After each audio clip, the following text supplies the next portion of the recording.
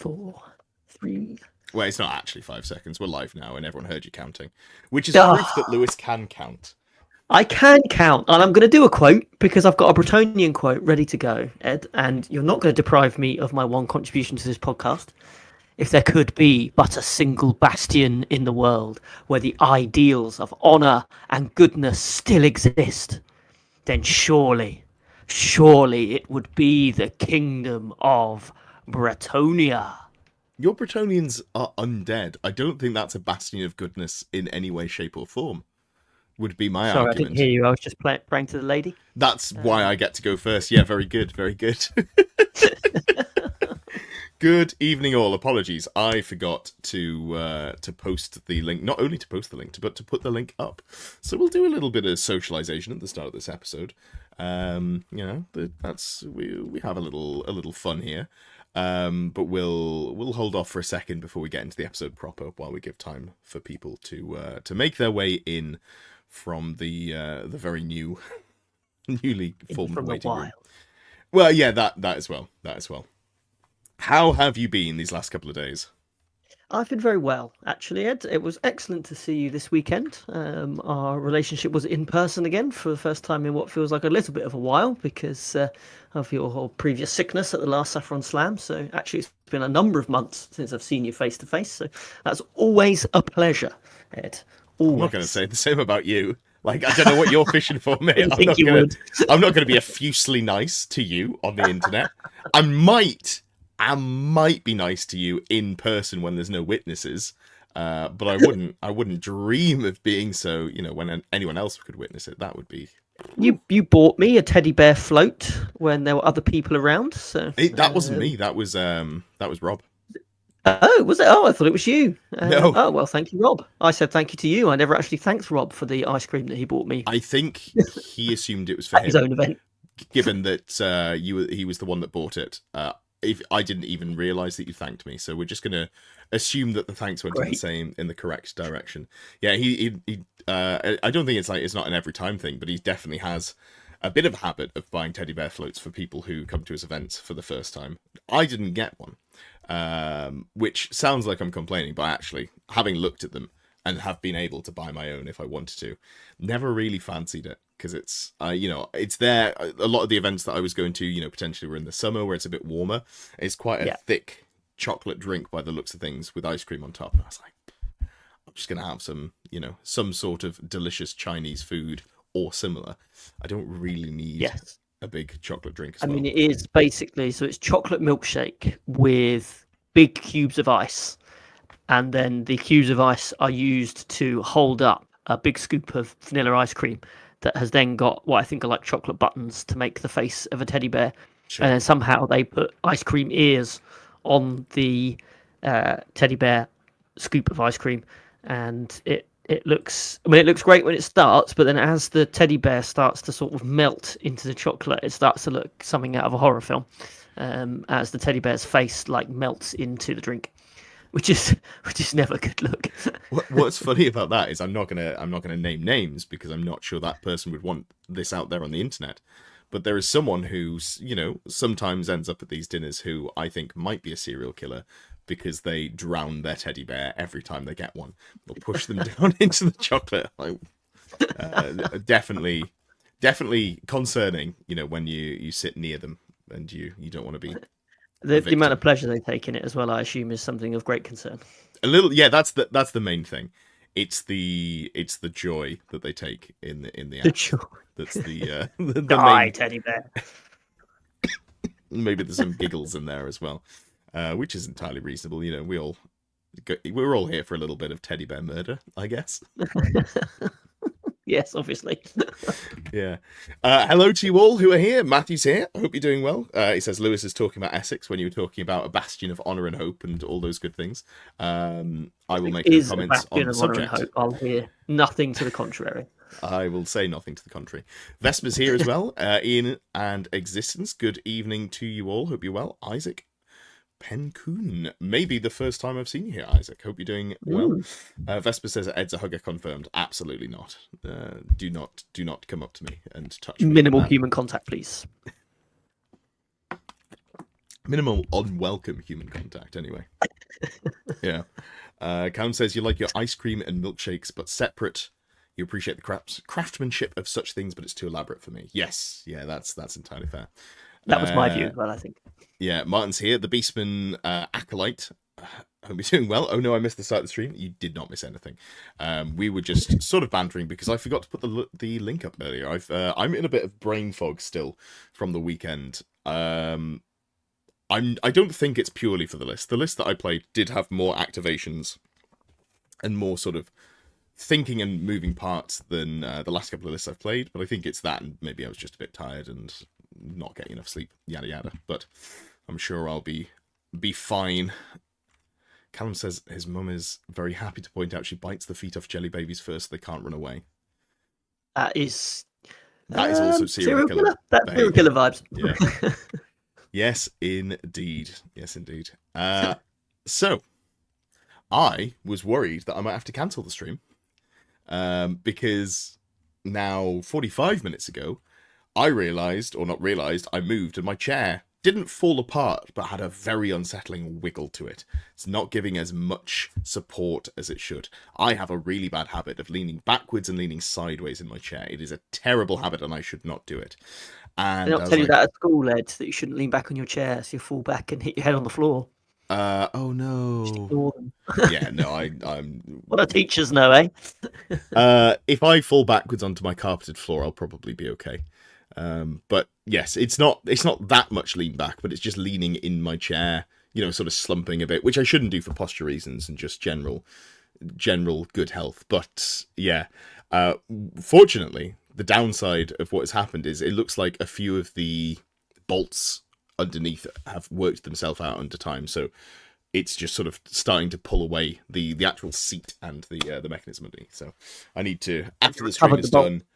No, I couldn't find it for love nor money. It's disappeared. But also, there's like 3 missing down there. So I need to go and, you know, I need to. I have a set of Allen keys, and of course, I've managed to lose all but the Allen key that I needed. So there's one that's I haven't put back. Curse me, curse past me. What a bastard I am. DIY. Yeah, I've put it down on the side to put back at a later date, and then I've not put it back at a later date. You absolute fool. Can't believe I've done this to myself. But also the bolt's missing. So there probably would be enough to take one out of... Maybe I could take the arm supports off, because I don't really use the arm supports. I kind of just lean my arms on my desk like a normal human being. So maybe I could just take those off and that would provide me with the bolts. But I definitely need an Allen key. So I think after the stream is done, the first thing I'm going to do is stand up, get off this rickety chair. It works if I lean to one side. So if I look a little bit not quite ship-shape, you just disappear from view. I'm leaning this way deliberately. I'm putting all of my weight on one side, which I'm sure is not good for it on, you know, the opposite end, but it's so that I don't, you know, it doesn't collapse entirely. So yeah, that's where I'm at this evening. But yeah, how many super chats do you think we'd need for your wallet to be so weighed down with all the extra YouTuber cash that you make that your chair would collapse completely? That is an incredibly good shameless plug. That's well done, you. Unfortunately, I'm getting good at this, Ed. I'm just saying. Unfortunately, the money is it's online, so it doesn't have any weight to it, other than the weight of guilt I have as a British man asking for money on the internet. That's the thing that would weigh me down. I like that this comment hasn't even elicited a sarcastic super chat. So that's to be fair, so on the Tuesday, like when I've got someone else on, what I have moved towards is not having the voice on, which makes them obviously less people. Tell you. Yeah, because you can't hear them. It interrupts the conversation. They do still pop up and stream, but they don't get spoken. On the solo streams is where I do have volume on for those, and I think that works better, albeit maybe being less of a... Oh, there we go. and it doesn't read anything out. I'm too autistic to do sarcasm. Oh, I Probably forgot. for the best. Thank you for that test. I forgot to turn off the super chat volume. So, Jay Martin, thank you so much for your support. And if I can get in time, you'll be the last person to be read out on this stream by the voice itself. You know what? I can't even remember the name of the thing to get there. What am I even doing? God, I'm a mess today. I'm struggling, really, just not with it in any way, shape, or form. We've got Steve here. Oh, sorry, go ahead. No, I was going to say you're still just a bit hungover from your celebratory drinks because you've gone and won another grand tournament again, haven't you, Ed? Yeah, I have done that, but also haven't drunk any alcohol in 2 years. Not that I don't drink. I hasten to add, I just haven't drunk, which is different. Hey. I haven't got to it, so Matthew got in there. Yeah, if you've got your resub messages to chuck in, now's a good time to do it.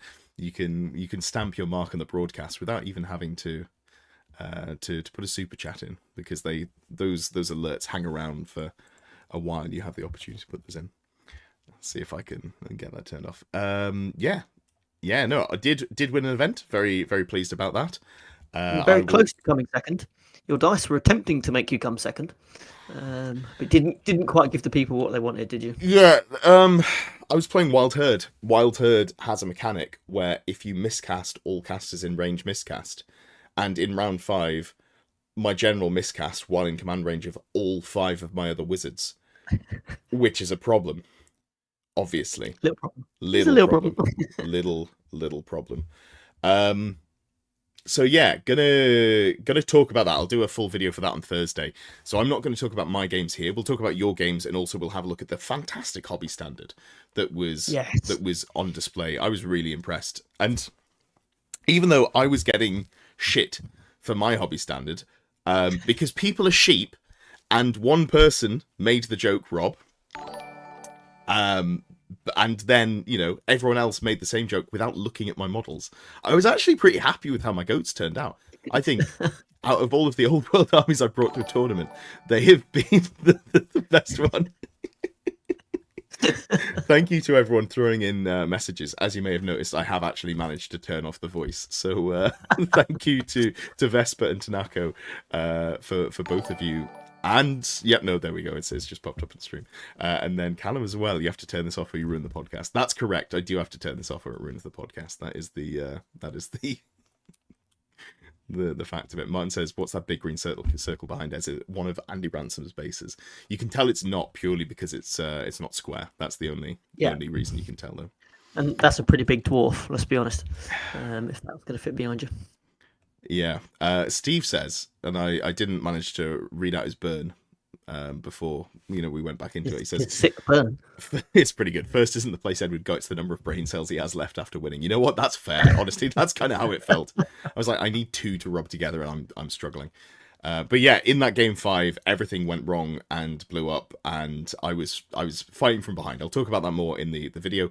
But yeah, it was, I think, and I don't know, I think I might not have re-rolled my panic test. I think I might have been so brain fried by that point that not only the BSB in the unit next to me would have given me a re-roll, but also the fact that I am a Mark of Chaos Undivided on all the Beastmen.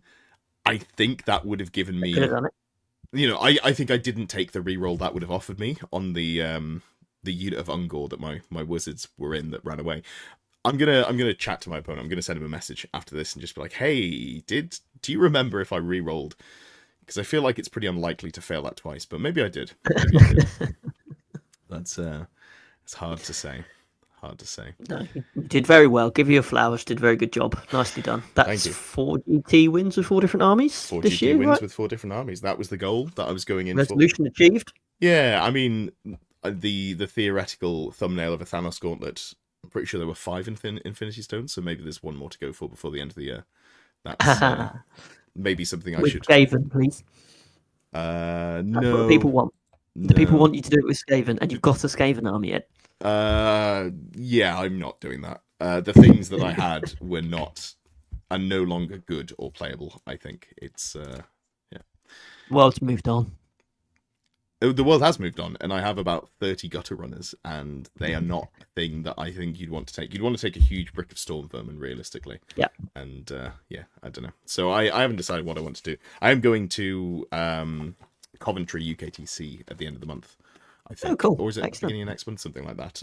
With End of the my month, yeah. with my friend Craig, who I've been getting into the old world, and he's going to be coming to his first event. I was trying to get him to one of Rob's events, but it was a little bit short notice just in terms of when we were able, the amount of paint he had to get done, given that he'd set himself a target for, I think it's the last weekend in October or something like that.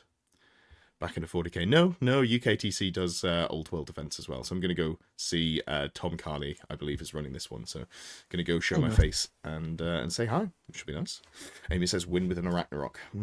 Matthew says win with Orcs. Though I'm seeing a theme here.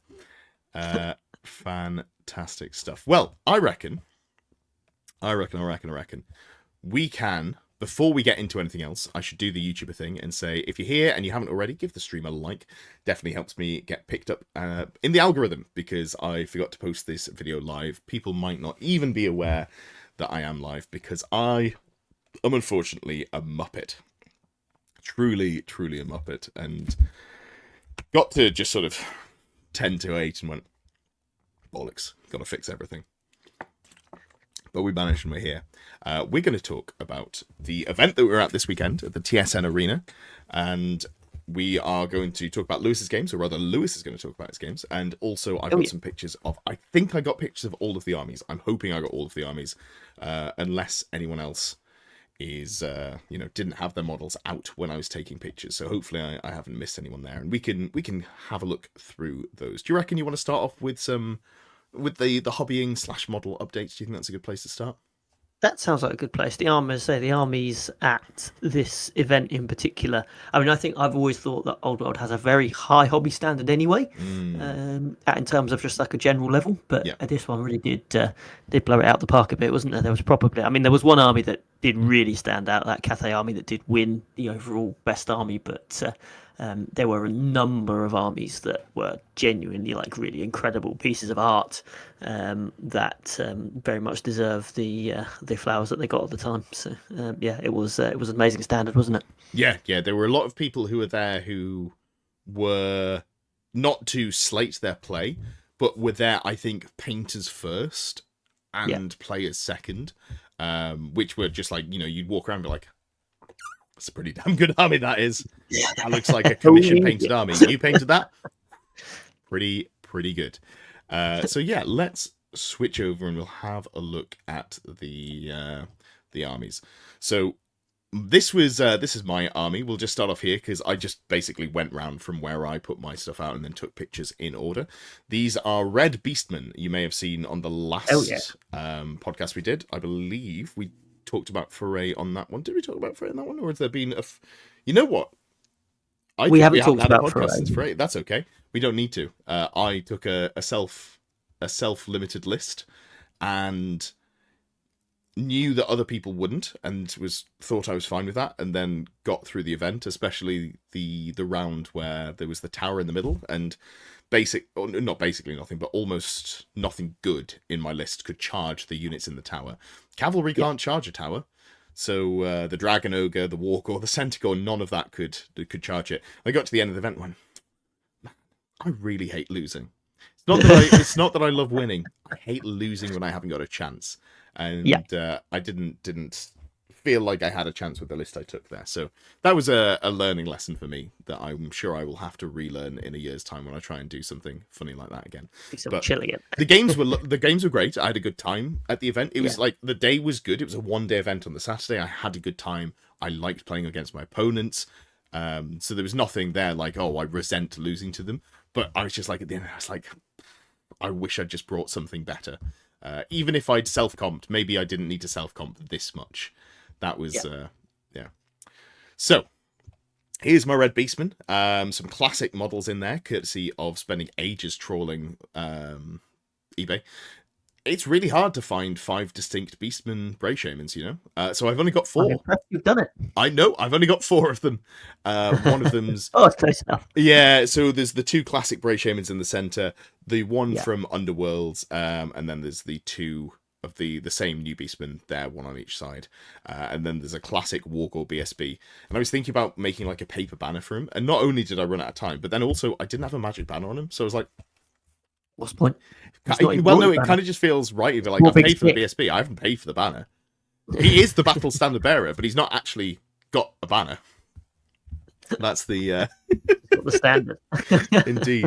Indeed. Where's my Morga?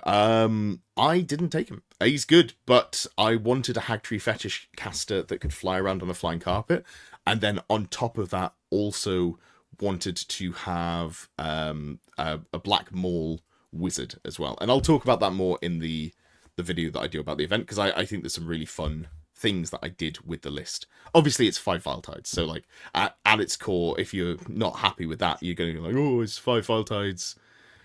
what fun stuff do you do? I knew, which is fair enough. Like Vile Tide is, you know, a great spell, but it's what I was trying to say is I think I did some interesting list design stuff that I will talk through. And then, you know, there's the classic models again, and there's Pigley.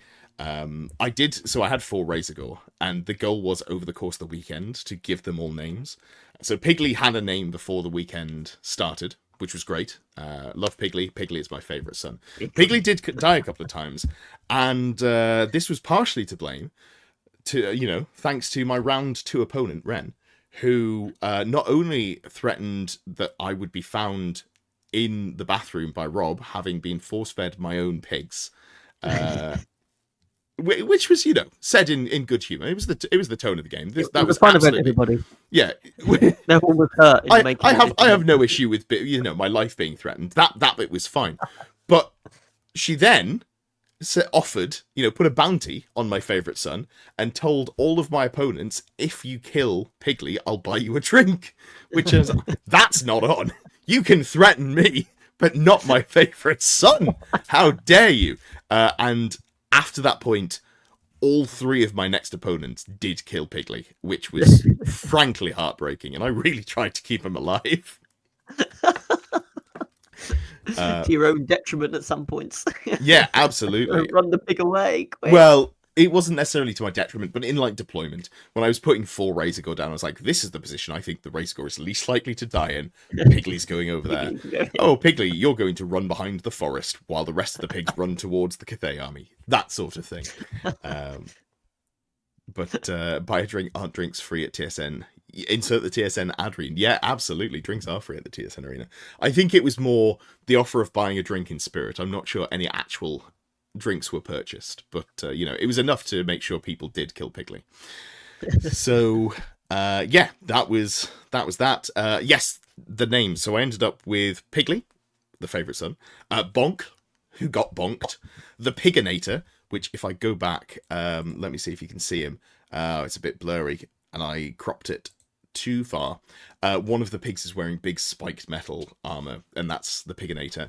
And then I never got a name for the 4th one because they were just referred to as my least favorite son, and my least favorite son did not get a name, and also let me down. You know, fleeing for 3 turns, not, you know, failing to rally at any point. These sorts of things, you know. So I'd say there was tough love, but it was just abuse towards my least favorite son, the 4th There's a redemption arc in there somewhere. Nope, I'm going to go down to 3 Razorgore. That pig is going to come back and do something. I'm going down to 3 Razorgore. Not for that reason, but also I am going down to 3 Razorgore. Screw you, least favorite son. So these are in no particular order. This is the list that was full Warriors of Chaos or full foot infantry spam. 5 units, 1 for each mark of the gods, and then 1 for undivided. And there was, I believe, a character in each unit. I think I have to double check. Yep. But Leith came to a TSN event, went 3-2 with like a more standard Chaos list with Chaos Dragons, and Rob challenged him to do as well with, I think, an all infantry list was the setting there, and Leith had the best time, I think, out of everyone, and also won the least games, I think, out of everyone. It was maybe some refining to be done with the list. Maybe we drop some of the points that are put into the list in terms of going for 5 units of 10 infantry is maybe a little bit limiting in terms of what you want to bring for. It doesn't give you a huge amount of maneuverability, does it? It does not. But it was a lovely army and a nice baggage train there. And as I say, Leith was having fun. It didn't seem, the winning of the games part was not necessary, I think, for his enjoyment of the weekend, which is good. And we have, it was quite nicely painted, some good warriors there, some nice basing as well. Nice bases, yeah. Moving on, we've got these look terrible. Actually, we can probably move on from these. Are these undead Bretonnians? Do you want to talk about these ones? Behave. For anyone who doesn't realise, Ed's stupid streaming software means that I can't actually see any of the images or anything that's coming up. So I have to watch this on a delay on YouTube. So as soon as you sighed, I was like, he's talking about my army. This is Alicia von Carstein's host, ladies and gentlemen. It is Bretonnians, but using Soulblight Gravelords models, actually. So I'm not even using Vampire Counts models because they don't exist. Games Workshop say they don't exist. But yes, that's one of the that's Alicia herself, Vengorian Lord model. She is one of my favourite models that I've painted for my Vampire Counts armies. So I would run her as a Vampire Lord on Abyssal Terror if I was running the Undead, which is not an amazing pick in Vampire Counts. I quite like it, but it's not amazing. But in Bretonnians, it makes an excellent Pegasus Lord. She's my Duchess. Actually, to be fair, the weapon loadout, and we'll come to this later, the weapon loadout you recommended, I didn't get on with it at all, so I need to find something different for her. But that's for a discussion later. Sure. But yeah, I just like running horses in lance formation because I just think it's awesome and it winds me up. I can't put my Blood Knights and my Black Knights in lance formation, so I just thought, sod it, I'll run them as Bretonnians for a weekend and go in with no practice whatsoever and see what could happen. Yeah, it's hard to argue with. We've got the second. Yes, Baron von Carstein. He did much better. I like his loadout is great with the Ogre Blade. Very much enjoy that. He just ran around mincing stuff all weekend. So there wasn't much that he probably made probably out of the weekend. He probably killed most of the things that I killed was coming as a result of him. Yes, he did a very good job. Good. Excellent. I'm glad you liked half of the recommendations at least. Yes. Moving on, we've got Paul's list. Paul's lovely Beastmen. I was thinking about copying Paul's paint scheme because I played Paul's Beastmen at the last 2-day TSN Arena event that I did, knowing that I was going to be doing Beastmen next, or feeling like I was likely to be doing Beastmen next. Looked at them, I was like, these look incredible. And then I thought, I can't just steal the paint scheme. I've got to do something a little bit more original. But I really like Paul's Beastmen. He's got some really nice, grungy looking grey Beastmen, lots of gore effect on there as well. I don't know if he did. I want to say he used an oil wash because they have that sort of grungy look to it, but I could be wrong with that. I like his baggage train as well. Like the baggage train's fantastic. Did I take a picture of it? Rhino. Yeah, it's like a carriage that you might see prisoners transported in, basically. Yeah, it looks really cool. Incredible. It's a very dark themed army, and it's a really nice herdstone in the background there as well. Moving on, we've got Lee's Undead. Yes, I really nice. Playing these. They are super cool. I love the pink. The pink is so well done as well. The way it kind of just like flows up the models. It's not like he's just put pink on the bases, but it kind of goes up the models, which is really cool. And he's got some pretty amazing sculpts. His Hex Wraiths, for example, they're off. You did tell me the model range. I can't remember what the model range is. You'd have to ask him yourself. But they look really, really cool. Really nicely done. Yeah, it feels very body horror. It's very almost. What was that? The Last of Us TV show. It's got that sort of disjointed zombie effect on the zombies, especially. And his baggage train is a big coffin which lights up because it's got two eyes in it from the vampire that's in the coffin. So that's really cool. That is pretty cool. Cool. Then we had Gwillem. Gwillem, who has actually, one of the Ground Light supporters of the channel. Thank you, Gwillem. Great to see him. and has painted his own heraldry for my, Bretonnia heraldry project, which is ongoing. Don't worry, I haven't abandoned or forgotten about it. Now, It's still happening. I haven't shown the picture. What I'll do, I mean, it hasn't actually been that long since, but given that I've painted an entire army since, I do want to just point out that I am still doing it as opposed to it's just fallen by the wayside. What I really like about this is the lighting. You see here the green knight down the bottom left. I don't know if I took a proper picture. UV light. Yeah, UV light on the green knight there, which gives it a nice ethereal quality to it. But it's you can see not only is there well painted heraldry, there's also actual battle damage on the shields as well. So some nice. And his banners have all the text looks to. I didn't actually ask him. I'm assuming, given it's Gwillem and he's an amazing painter, all the text on the banners is freehand. Yes, I assume so. It just looks amazing. I don't know if you've got any zoomed in ones of the banners, but they are they're off the train good. It's zoomed in, so it's pixelated. But as you can see here, there is actual writing on there. I wonder if he just uses very fine felt pens or something like that. Maybe that's the easiest way to do it. Yeah, be easy to get an answer. If you're watching at any point, Gwillem, please let us know in the comments. But yeah, and then a nice actual baggage cart here. Whereas most baggage carts are themed around the army. This is still themed around the army. I like that it is actually a cart. Which is something that seems to be missing from a lot of carts there. He was also worried that we were going to be playing the same list again, because we went to an army, we went to a tournament previously, the first tournament that I won actually with Dark Elves, playing exactly the same list down to the point, everything was equipped the same, everything was identical, and between us we were a complete player, because his army was painted fantastically and I won the event, so we had both pillars of the game there, which was nice.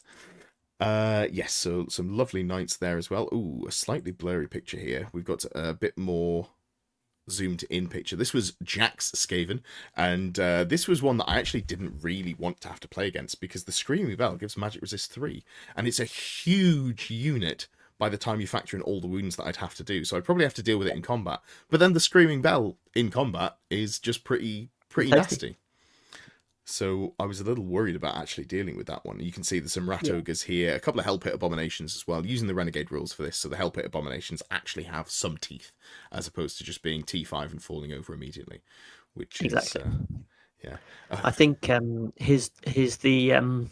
the frame in the background of that photo has got a little story written in it, which I believe, correct me if I'm wrong, I believe was written by his daughter, which he put on into the frame as part of his army display, which I thought was very nice.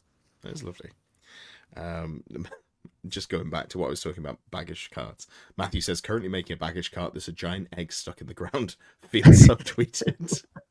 I didn't know that, Matthew, but somehow this was directly meant for you. Hey, thank you, that rat bastard. Obviously, as mentioned previously, the super chat voice turned off, so I will say rat emoji, because that's what normally comes up. Thank you very much. Jack had some really lovely dwarves. I like these sculpts a lot, and I can't remember which ones they are, but now that I've said that, 6 people are going to tell me, because I think this is the most popular line of dwarves. Look at these. They are very almost asterisk and obelisk style. They have that feel to them in my eyes. And then there's obviously riding a bear there for shield bearers, and then some official Games Workshop gyrocopters in the back there as well. The airlifted cannon's amazing as well. Absolutely. Really nice bases. I think out of all of the armies that I looked at, these were my favorite bases. They just felt very real, which was perfect. Thank you, Martin. Highland Miniatures. Yeah, really, really lovely. Didn't get to play against him, but hopefully went well. Obviously, Dwarf artillery is a little underwhelming at its current point. Look. Do you know whose this was? When it catches up on there it is. No. There was one Vampire Counts player whose name I've completely forgotten. I'm really sorry. Oh yes, this was obviously I'm bringing Bretonians using Vampire Counts models, and this guy was bringing Vampire Counts using Bretonian models, and I just thought this is, and Sid, who I played in the first round, got to play this guy in the last round. So he had like a complete reversal. He didn't know which way was up. Yeah, absolutely. So this is a unit of 38 Graveguard with hand weapons and shields. I did talk to him about previously, and I think he was planning on moving to great weapons, after this event, just as another data point, so that I can throw that towards you for you being wrong. So some lovely converted Bretonian undead there, but played as vampire counts. And very colourful as well. I do like the bright yellow on there. Yeah, it looks really nice. Stands out really well. It does indeed stand out, which is you want when you've got an entire horde of shambling undead. The classic, as we were saying over the weekend, the best YouTuber of the TSN, at the TSN Arena, Andy2D6, who had his video up, or his live stream up, going through the event incredibly quickly. Some would say even before he left the venue. It's not true, but some would say it. And he has his classic dwarf army here. Although I was, I played Andy, I did say I was slightly disappointed to see some models from this, this side of the decade, as opposed to not necessarily fitting in with the rest of the really lovely. Oops, I'm gonna have to ping through now. The really lovely models that he's got from previous generations. But the dwarf army isn't as limited as the chaos. He's got a chaos army that only goes back, you can only have models from 1998 and before, I think. So it is a really classic army. Whereas this is just an almost entirely classic army with, a few new pieces in there as well. And an actual cabbage cart, which is important to note. Always cabbages in the background there. Yes, this was, oh, have I not got, did I only take a single picture here, or is this out of order? Oh, that's disappointing. Now, my brain is going to turn off. Was it Sid who had the Dark Angels? It was Sid. It was. I was 99% sure, and I was like, but if I say that and it's wrong, get it like a right dickhead. Sid had a Japanese-inspired, I believe, Dark Elf army. And Chinese, but yeah. I think Chinese... Apologies. The hats, Chinese style hats. Apparently, I did ask him as well because I recognised the hats, but I didn't know where from. But they are Chinese style hats. That area of the world's history is not my area of expertise, so apologies for that. But yeah, really nice. Some long Asian dragons, which are possibly the coolest looking dragons, and then plenty of dark elves. And it was one where I looked at and I was like, I recognise this list: 2 dragons, 24 dark riders with crossbows. A cold one, nice. I was like, a man of culture. I see you, Sid. But painted much more nicely than mine. And I really liked the cloaks. Like, the cloaks felt very realistic. I'm glad that the one picture that I have on here, and I'm sorry, Sid, I don't know what happened to the other pictures. Maybe I just didn't click the button to send them.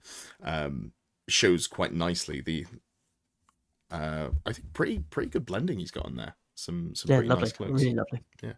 But also, like, the amount of terrain that he's managed to fit onto that 160 by 100 mil base is... It's really a base that just gets bigger and bigger and bigger as you go up. It's pretty impressive. Pretty impressive. It doesn't have the dragon wing problem, but it has the dragon terrain problem, which is a new one for me, I would say. Potentially a controversial opinion. I think all dragons should be like the undead ones and be on 150 by 100 bases. That is a controversial opinion. You shut up. I think they're dragons. How dare you speak to me like that? Thing. Nope. Let me march my dragon 40 inches and put it in a tiny spot. How dare you suggest otherwise? Moving on, we've got Tom's army. So Tom was playing a couple of unit of rangers, when then a load of copters and some characters as well, and artillery. And Tom almost, had a shot of winning. If I'd lost my game, he would have beaten me on battle points, and he'd have come out on top. And Tom had some horrendous luck with his artillery of the weekend.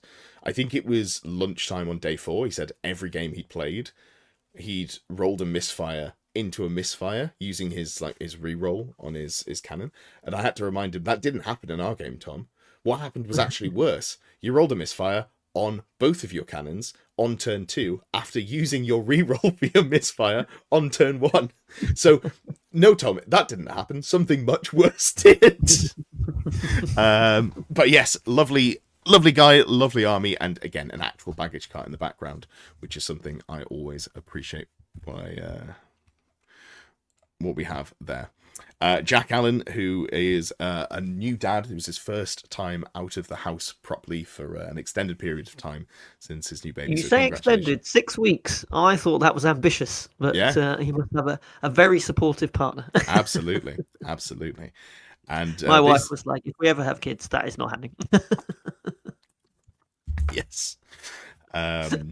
So we have here Bretonians, Grand Army Bretonians with Pegasus Knights, but without the wings, which I looked at and was like, you know what? That's maybe the smartest thing I've ever seen. Yeah, He just didn't. He's like, no, they're Dark Pegasus, and then he said some words as if there was a rationalization for them that made sense. And I was like, oh, okay, sure, yeah, cool, go off. So they actually got to rank up together and fit together in spaces, so that worked out quite nicely. Yeah, but nice, dark, grungy models. I do like Jack's very depressing looking armies. They all look, they're very heavy on the dark, gritty realism, which I do enjoy.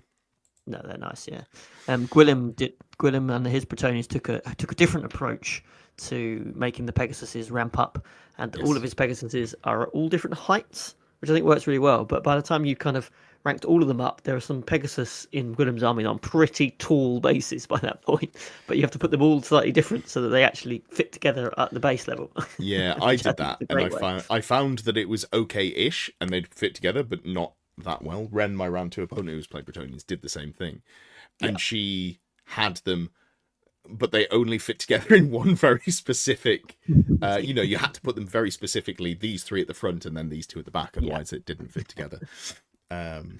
Glad that I won with my Bretonians quickly, and then I could put them back in the box and go, this is a fun army in concept, but just a little bit of a faff on the tabletop. Maybe I'll just take the wings off them. Maybe that's the answer. And magnetize them, of course. That's the next part of this sentence. Next up, we've got John Kerr's lovely Cathay. Do you want to talk about it? You were queued up there. Yeah, I mean this is the army that won best overall, quite rightly, I think. I don't know if you've got a zoomed in photo of Ashoran in the middle there on that water.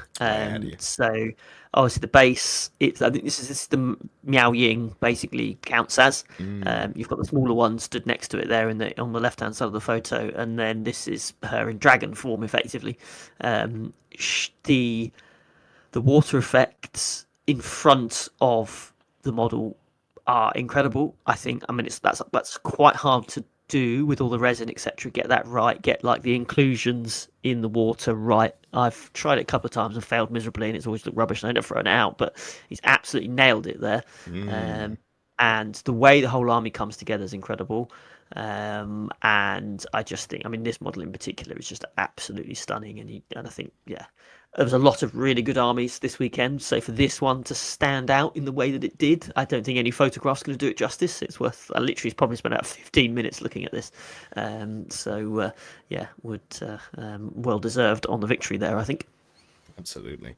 I really like the sword specifically as well, I think, because I think it probably wasn't that difficult to paint. Looking at it, it doesn't look like it was one of the more difficult parts of the model, but I think it just really adds a good sense of realism to it, and I do like the effect that we've got on there. Gives it somewhere between realism and dragging it. Yeah, absolutely.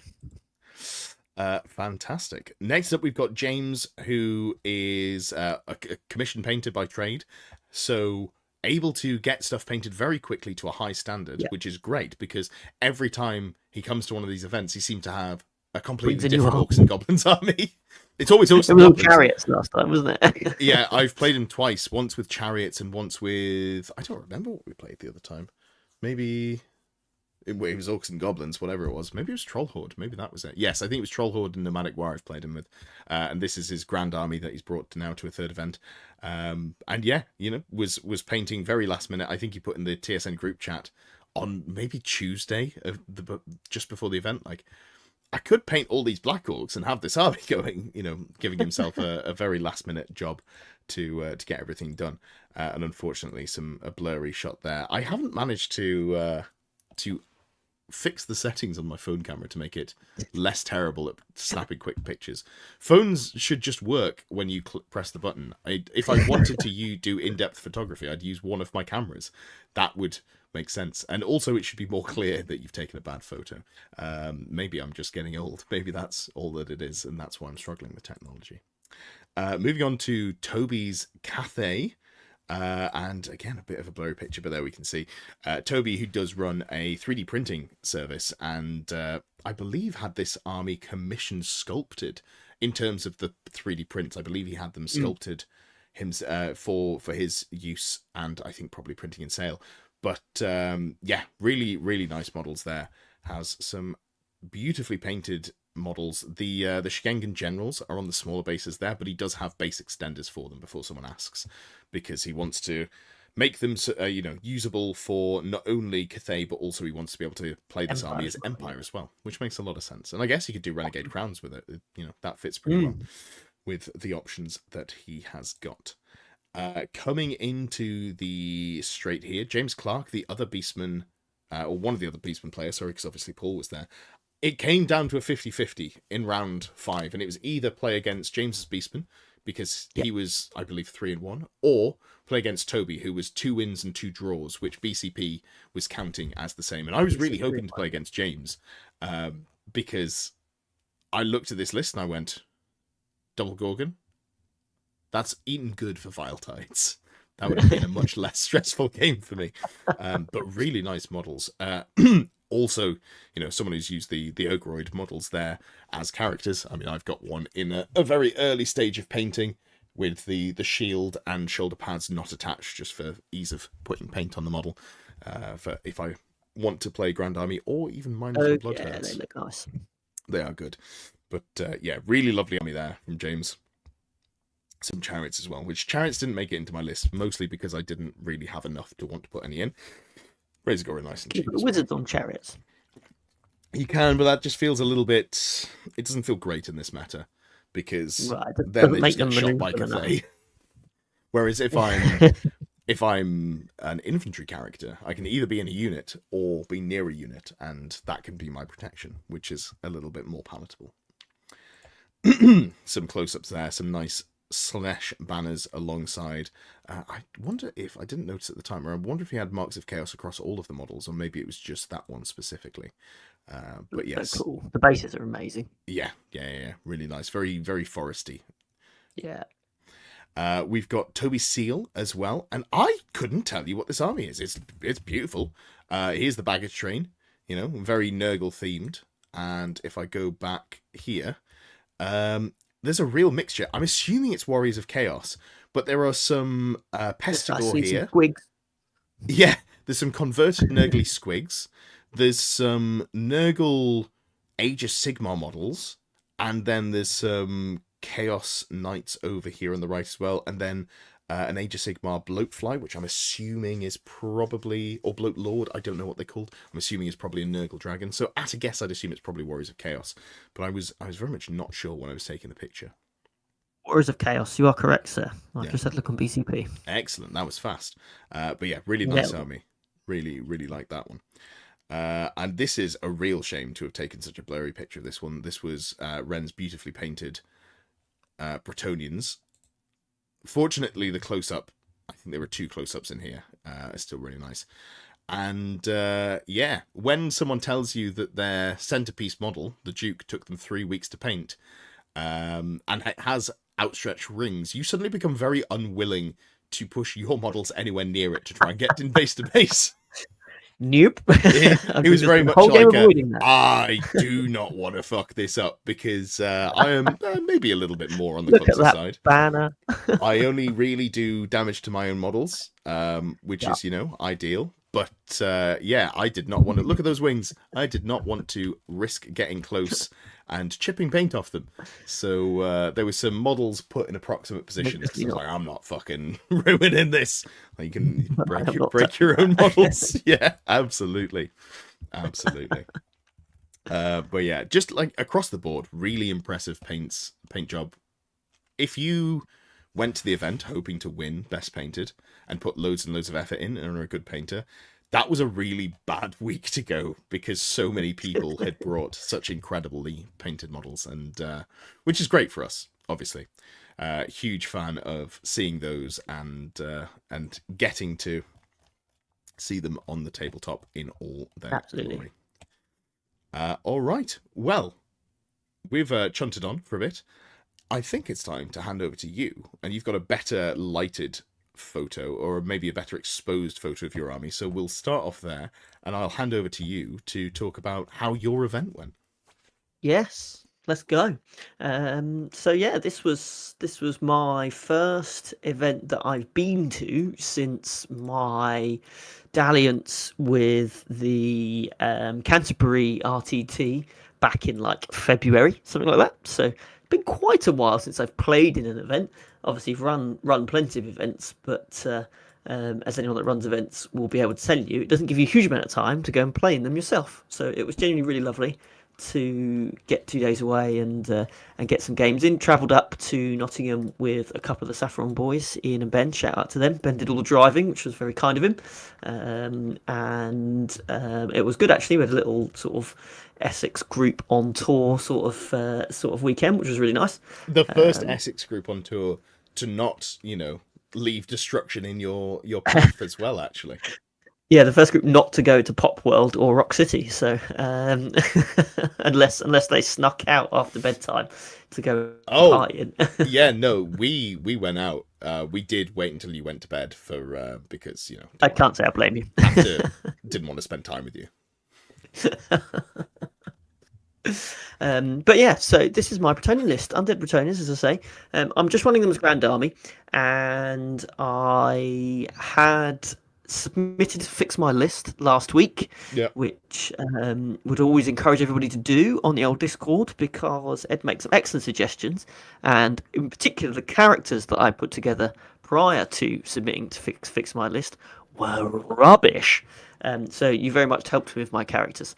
I did ignore your feedback in regards to peasants and in regards to being obsessed with running this amount of Knights of the Realm.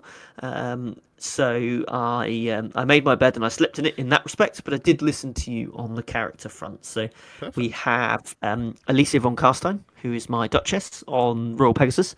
She is my general. I've given her, Ed, you suggested I give her the Gromwell Great Hell. So she's got a 2-up save with rerolling ones, which is very nice. She's got the Paymaster's Coin for the once per game reroll to hit, which I wasn't 100% sure if I'm supposed to declare that before I'd roll it or after. You can roll so your dice and then I rolled. Yeah. Okay, interesting. I had a feeling that was it, but I couldn't work out where I'd find that information. So I just said, this is the turn I'm going to be doing rerolls, and rolled the dice. And sometimes it worked, sometimes it didn't. You find it because there's no rule saying that you have to declare it. That's basically it. Right, okay. It's the classic, well-written old world rules we've come to know and love. Version 2 of Old World, someone's going to proofread it before I send it out. I do want to just very quickly address the comment that Matthew put in chat. I don't know if you saw it. Kind of fun that you and Sid were at the same event, 2 prolific TOs letting their hair down. And I just wanted to give you chance to address that if you felt like you needed to. Savage. Hey, Sid, I don't think Sid's not quite as far along the hair loss journey as I am. And we're both looking up to Ian as our Lord and Master of hair loss. So we had a good time. And we got to play in the first round, which is very exciting. We had a little TO off. And I will tell you about that in a minute, but I took home the glory for Essex over London. But yeah, Sid runs the Bad Moon Cafe events, which are super fun from what I've heard. So yeah, good for him. What did I get to? Alicia von Carstein, yes. So she's got the Paymaster's Coin, Syrian's Locket, so she's immune to multiple wounds, Gauntlet of Jewels, so you can't refuse challenges, and the Virtue of Heroism, which means she has Killing Blow and Monster Slayer. Which is cool. As I say, that's the character I think I would change, having played it for a weekend. But I think it's a good loadout. Then we have Baron von Carstein. He is my Baron, funnily enough. Also on Pegasus, he has got the Ogre Blade with the Virtue of Knightly Temper. Makes him quite expensive. He's over 300 points, but having those extra D3 attacks and hatred on the charge, it's just amazing, because you're pumping out somewhere between like 5 and 7 attacks with the Ogre Blade with reroll, which is, there's not a huge amount of stuff that doesn't just rip through, which is quite nice. So that was really cool. And then we have got Matilda the Bony, who I am running as Lady Elise Duchard. who I very much enjoyed all weekend. She is a real pain for other wizards, and I came up once into one of the lists that have loads and loads and loads of magic missiles, and she was quite tasty at several points during that, which I really enjoyed. So, people often and ah about her, but I think I would keep her in the list as quite a priority actually.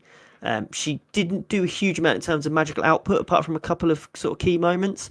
But actually, to have her from a defensive perspective, I thought was really, really useful. Then we get to the knights themselves. We've got 3 units of Knights of the Realm. Just stock Knights of the Realm. They got full command, and I have given each of them the Acidium Lodestone for the Magic Resist 1. Probably would take that out. Don't think I necessarily need it. I don't think 1 Magic Resist necessarily tips the scales that much, but that's one to think about in future. I've then got 10 Grail Knights, the Knights of the Red Keep, giving them the Rampaging banner so they can reroll charges. And last but not least, the Stirland Peasants, 11 men at arms, and with their pole arms, which come in very handy in the last round. You suggested, Ed, that I put more in than 11. Yep. I think I agree with that on reflection. Should have agreed with that when I told you to do it. But you put them in to sacrifice Knights of the Realm, and I think I found a way to not sacrifice Knights of the Realm and keep all of my cool Knights of the Realm units, but also have a few more peasants, only like 5 or 6 more, but sure. Enough that you can lose a couple to incidental shooting and still be able to hold stuff.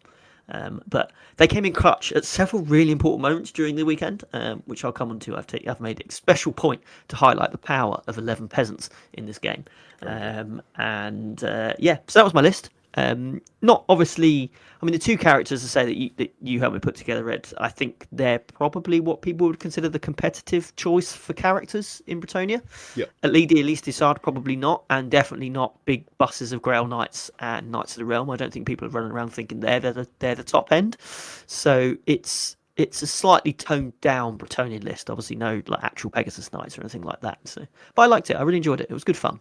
Good. Perfect. Shall we go on to some games then? Absolutely. So my first game was into the aforementioned Sid of Bad Moon Cafe fame. And oh yes, on this was my baggage cart, which was like a cool mausoleum with some gravestones and things. So I was playing into my my undead theme with my baggage cart. But that was cool to put on the table. So I played against Sid's Dark Elves. His list, we've kind of discussed it with the photo, so I won't go into it, but it's got 2 Dark Elf dragons. One's a sorcerer, one's the lord. 3 big units of Dark Riders with the crossbows, which are annoying. A big unit Cold One Riders, and 2 of like the coolest looking bolt throwers ever. I didn't get any photos of them, but they'll be knocking around on the internet, I'm sure. But they're really cool. It's very much a game of playing Dodge the Dragons slightly. This was when I started to realise that the Grail Knight unit I've put together is maybe slightly too big, because obviously it's best part of 500 points of a unit that if it kind of gets caught by a dragon, there's a risk it just gets ripped apart. So I spent a lot of the game making sure the Grail Knights couldn't get charged by dragons, but then realised that Grail Knights were not fast enough to catch the Dark Riders. So 500 points of army plus at least Usar just sort of running around trying not to be involved in the game, which is tricky when you're trying to play a game with only 1,200 points of your army. Eventually, I did manage to trap a couple of Dark Rider units. I figured the best way to try and get them is to get them in between 2 units. So you've sort of got like them in the middle and then a unit sort of behind them and in front of them.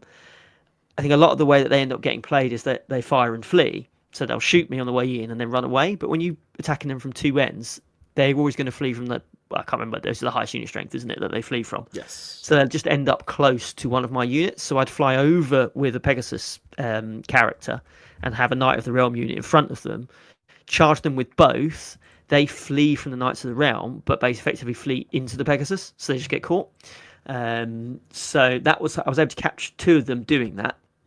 There was another Dark Rider unit that tried to go after my baggage train, but the Stirland Peasants proved more than a match from the charging Dark Riders, and they literally just bounced off me, and I cut them down with the Peasants, which was very exciting.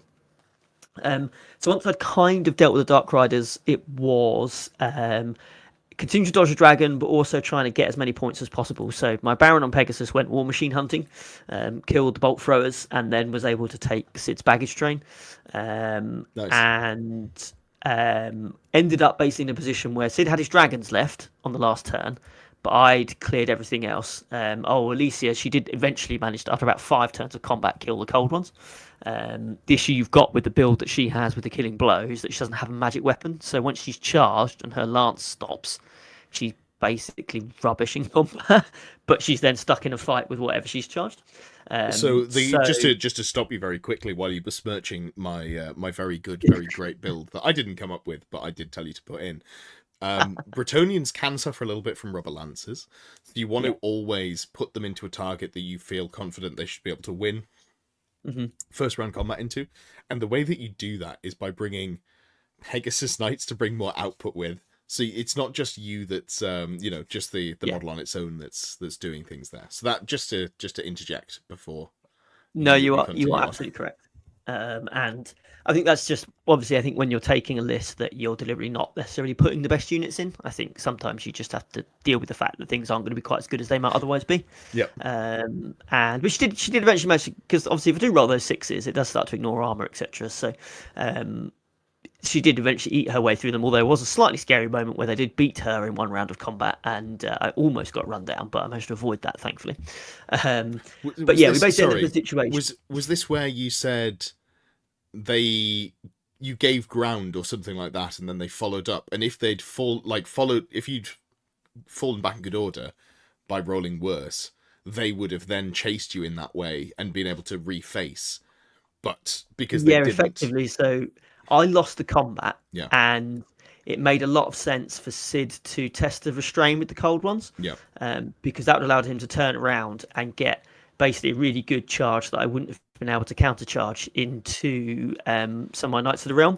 So would have been in a position where he was like across the board into my units and making.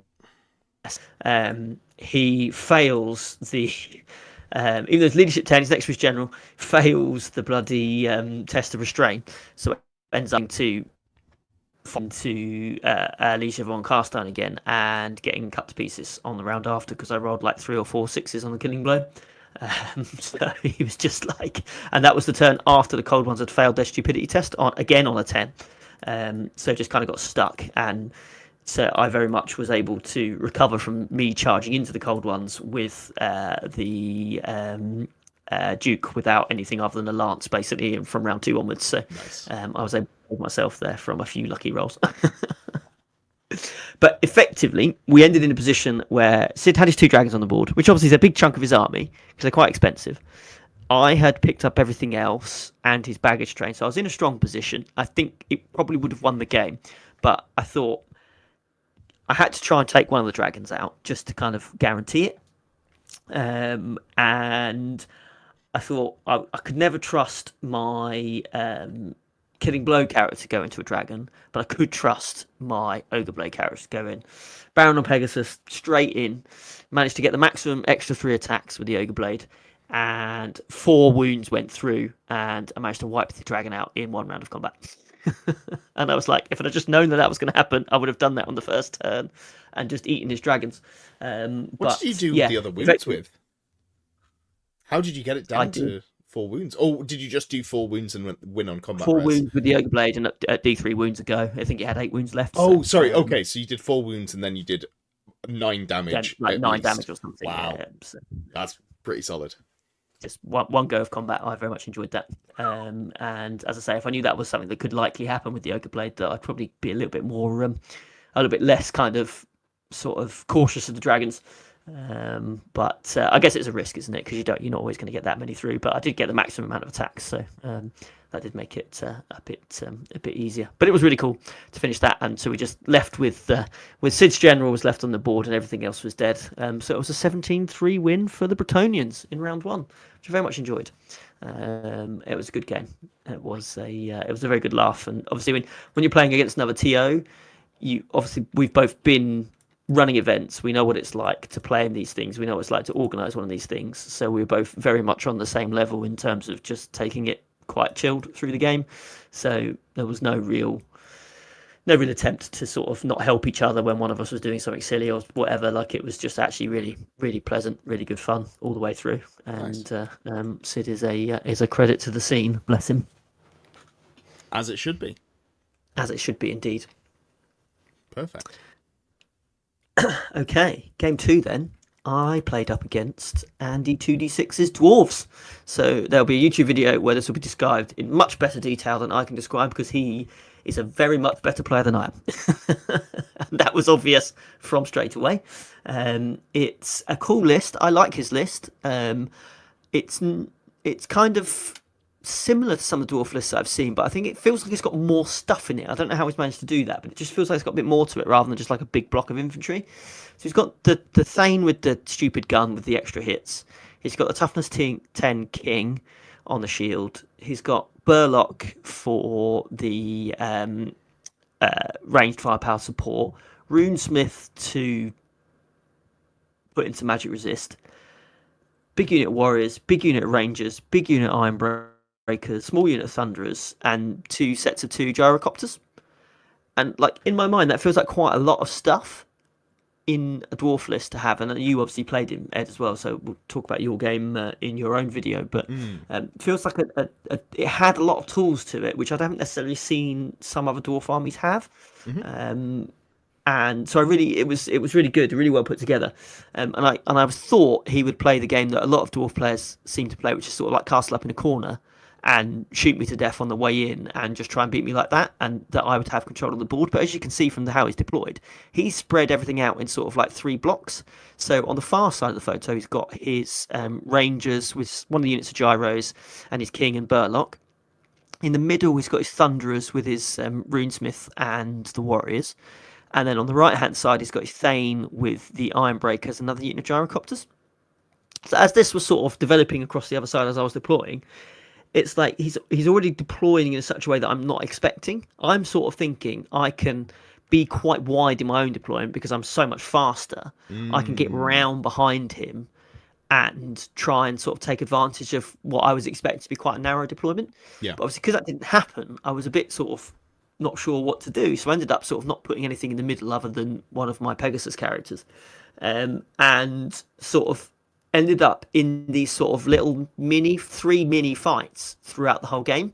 So you can see here on the photo you've just put on that the left hand side where his rangers and his king and Burlock are and the gyrocopters are, I've got 2 units of Knights of the Realm and the Baron with the Ogre Blade. And in the middle got my Duke against the Thunderers and the Warriors. On the other side, the Ironbreakers versus the Grail Knights and the Knights of the Realm. And actually, when you look at those individual fights, I'm feeling okay about the middle one because Thunderers don't do enough damage to a Pegasus Knight in 1 turn of shooting that I'm that concerned. But on the left-hand side, those Rangers will rip through Knights of the Realm quite happily. The toughness 10 King will not die to an Ogre Blade. It will just stand there and laugh at you. Yep. And on the right-hand side, if those Ironbreakers get a good round of shooting into the Grail Knights, they'll just rip them apart. So I'm looking at all 3 of these battles going, other than the middle one, I'm not confident on any of these. But again, it's quite tricky when you're playing against dwarves because if I just stand there, he's going to shoot me. So I've got no choice but to just try and run at him, take a turn of shooting, and then get stuck in. Yeah. The one mistake I think Andy did make at the start was his rangers. He scouted them forwards and deliberately put them in charge range of my Baron turn 1. I needed an 8. I needed to roll an 8 on the 3 dice to reach them. But because he scouted them forward, he didn't have the characters in the unit. So I think I tried to charge. I rolled a 6. I rolled a double 6 on my charge move, and then a 1 on Swift Stride. So I only rolled a 7, which wasn't enough to get in. But I think if I'd have made that charge, I think the Baron was somewhere between 5 and 7 attacks with the Ogre Blade. I think probably does enough damage to either even a challenge to max out the challenge damage, the challenge combat res, or just kills enough dwarves to actually cause quite a big leadership debuff there that actually could cause fall back in good order or things like that. And if he does that, I'm then following up into the gyrocopters and I've locked them down. And there's a few different things there that I think potentially could have gone my way had I made that charge. So I didn't quite make it. I missed it. I literally said anything but a 1 and rolled it and got a 1, which is obviously you never say anything but a 1. But I wanted to do it. But I think basically, having failed that charge, I was like, this is a bit tricky. I did eventually make the charge in with the Knights of the Realm and the Baron, but by the time I got his characters in, he'd whittled down the Knights of the Realm unit, so the charge didn't do as much as I kind of wanted it to. Although it didn't really help when Burlock, in 2 turns of fighting, rolled 2 10s on his strength, so literally just ripped apart a Knights of the Realm unit on his own, which I wasn't necessarily expecting. And the King, I didn't know what to do with the Baron into the King. It wasn't a challenge, so I was able to direct my attacks into the unit, and I thought my best hope is to not start swinging the Ogre Blade into the King and just trying to roll 6s and just put it into the unit and try and get it through combat res. I don't know still to this moment whether that was a good idea or not, or whether I should have just put all of the Baron's attacks into the King and just hoped to roll a couple of 6s. I don't know what you would have done in that situation, Ed. But the toughness 10 King I avoided. Now, my list was very different in that Viletide can't wound T10, but my plan was either never engage with him or only engage with him on combat res and not worry. Go in, kills other stuff in the unit instead of killing him. That would be my go-to. Yeah. He was vulnerable to killing blows, so I might have been tempted to go in and just punk him, but yeah, it's a hard one. I think I much prefer consistency over going for the swingy option, so I probably would have tried to not go for that fight if possible, I think.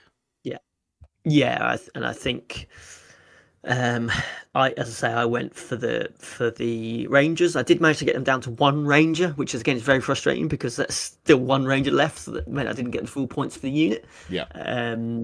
So that fight didn't go so well. So I managed to kill all but one of the Rangers, so that kind of little block on the left that's on the screen at the moment was left with the King, Burlock, and a Ranger. But that basically the King wiped out the Baron, and Burlock killed a whole unit of Knights of the Realm on his own, and the Rangers killed the other unit of Knights of the Realm. In the centre, Alicia, she did manage to fly across, get the baggage train in the second turn, which I thought was quite cool. Just flew over the top of the dwarves and then took the baggage train, before then charging, killing the Thunderers and killing the Warriors. So she did great. I did try and then use my Duke with the killing blow to go and get the King. But even with 3 rounds of combat, I couldn't roll that 6 to insta-kill the King. Yeah. So he didn't manage to kill me in return, which was good. But effectively, as I say, that 1 Ranger was left. The King was left. So that's 750 points for his army that's just still sitting there that I couldn't do anything with. My peasants had a valiant effort to try and stop the gyrocopters, but couldn't stop the gyrocopters getting the baggage train in the end. But by the end of the game, they had scored me like 300 points of secondary, so for a 50-point unit, I was quite happy with that. That is pretty solid. Yeah. And then on the other side, the Grail Knights, they did struggle. They didn't go after the Ironbreakers in the end. I spent a whole game hiding them, really. So they didn't just get 1 shot. But as I say, they helped with killing off the Warriors, and they're trying to harass the gyrocopters as best as possible. But it was just as the game was progressing, he was just picking up more stuff of mine, and I just wasn't quite finishing off his units. Couldn't quite kill the King. Couldn't quite kill the Rangers. Couldn't really go after the Ironbreakers because I just couldn't deal with the stand and shoot. Burlock's left there, the Runesmith's left alive. So eventually we just got to the point where it was just racking up, and it was close. It was 8-12 in the end. So I'll call that a respectable loss in the end. And I think there's a couple of things that may have just swung it slightly in my favour. So if Burlock hadn't got 2 sets of strength 10 in a row, I think there would have been more Knights of the Realm left alive, which meant I hopefully would have killed just that last warrior and last ranger, and that would have been another couple of 100 points in my favour. And as I say, any 6 out of 15 attacks from my Duke into the King would have just killed the King, and that would have put it up another sort of 500 points, 400-500 points there. So there's a few things that could have gone in my favour. So I think I gave myself enough opportunities to win the game, just didn't quite get over the line, or at least push it to a draw, which I couldn't quite get over the line. So, but it was really good, really learning experience for me, because I've never seen dwarves played like this, and I think it's always good to play against someone that's just a much better player than you, because you just learn so much different strategies and things like that. And I do a lot differently this time around if I played that game again. So yeah, really enjoyed it. It was really great. Right. Yeah, no, he's lovely. I really like playing Andy. He's a very, very dry man. So Yes. the best I'm part of quite. playing him is hitting with enough puns that you get a half smile when he lets his guard down just slightly. That's the I don't know that I was successful in that. Now, anyone that's seen me play this weekend, I'm not a quiet player. I'm not too shouty, but also like I'm very much sort of I do a lot of running around and laughing and having a go at my own models and calling them idiots all the time and stuff like that. Yeah. That's very much not the way Andy plays. So I did tone myself down slightly, but it was really good fun. And as I say, it became a kind of real tactical experience. Oh yeah, you can see this is the charge where I managed to get in and start ripping apart stuff, but the gyro's coming from behind. Burlock's ripping apart. He just eats his way through that whole unit. There's only 2 left in the photo, but he just eats his way through the whole unit. And then the king's there. It's just corner to corner of my baron. And if I don't make the charge, he gets another whole turn of shooting. If I try and like reposition the baron somewhere else, so it can charge a different part of the unit. But it's I went for it, and I thought if I can kill the unit quick enough, they'll break, and then I don't need to worry about the king. But couldn't kill it quick enough. Sure. So yeah, I've lost the game, so I'm thinking, great, excellent. I'll be down in the bottom of the pile, not a problem at all. We'll have some really fun games for the rest of the weekend, not a problem at all. And you think after losing a game, the last thing you would expect to play in round 3 is the Cathay.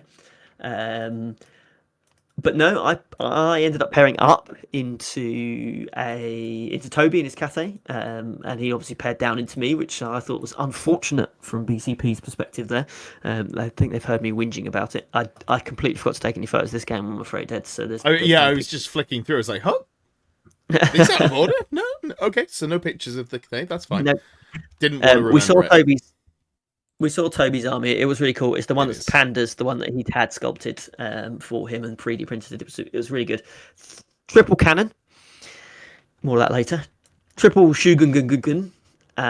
5 wands of jet between the Shugunguns and the cavalry units. 2 big blocks of warriors, 2 blocks of lancers. No balloons, thankfully. So Toby was being gracious in not giving us any balloons, but still quite a tasty list.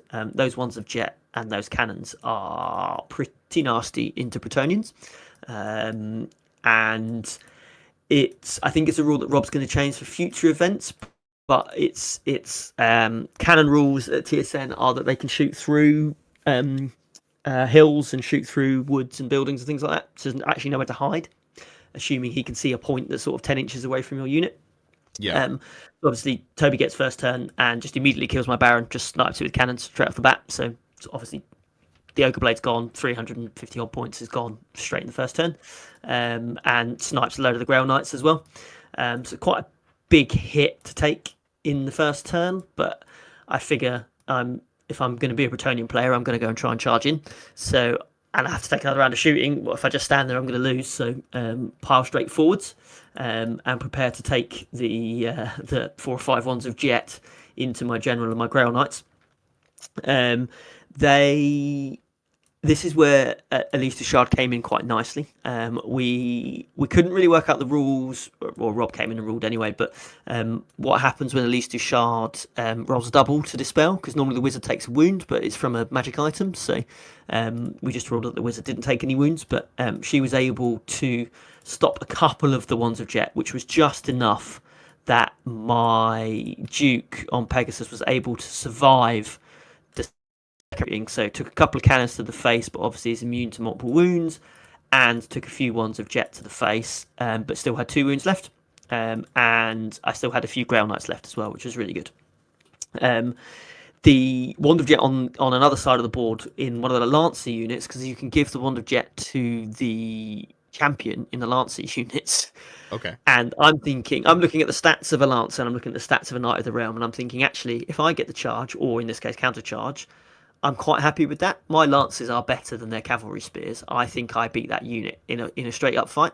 But what you don't realise is it can't cast Unquiet Spirits at you coming from the cavalry unit and kills 4 out of 6 of their Knights of the Realm just in that. And that single lancer unit managed to kill nearly all 3 of the Kings and Knights of the Realm unit on its own. Yeah.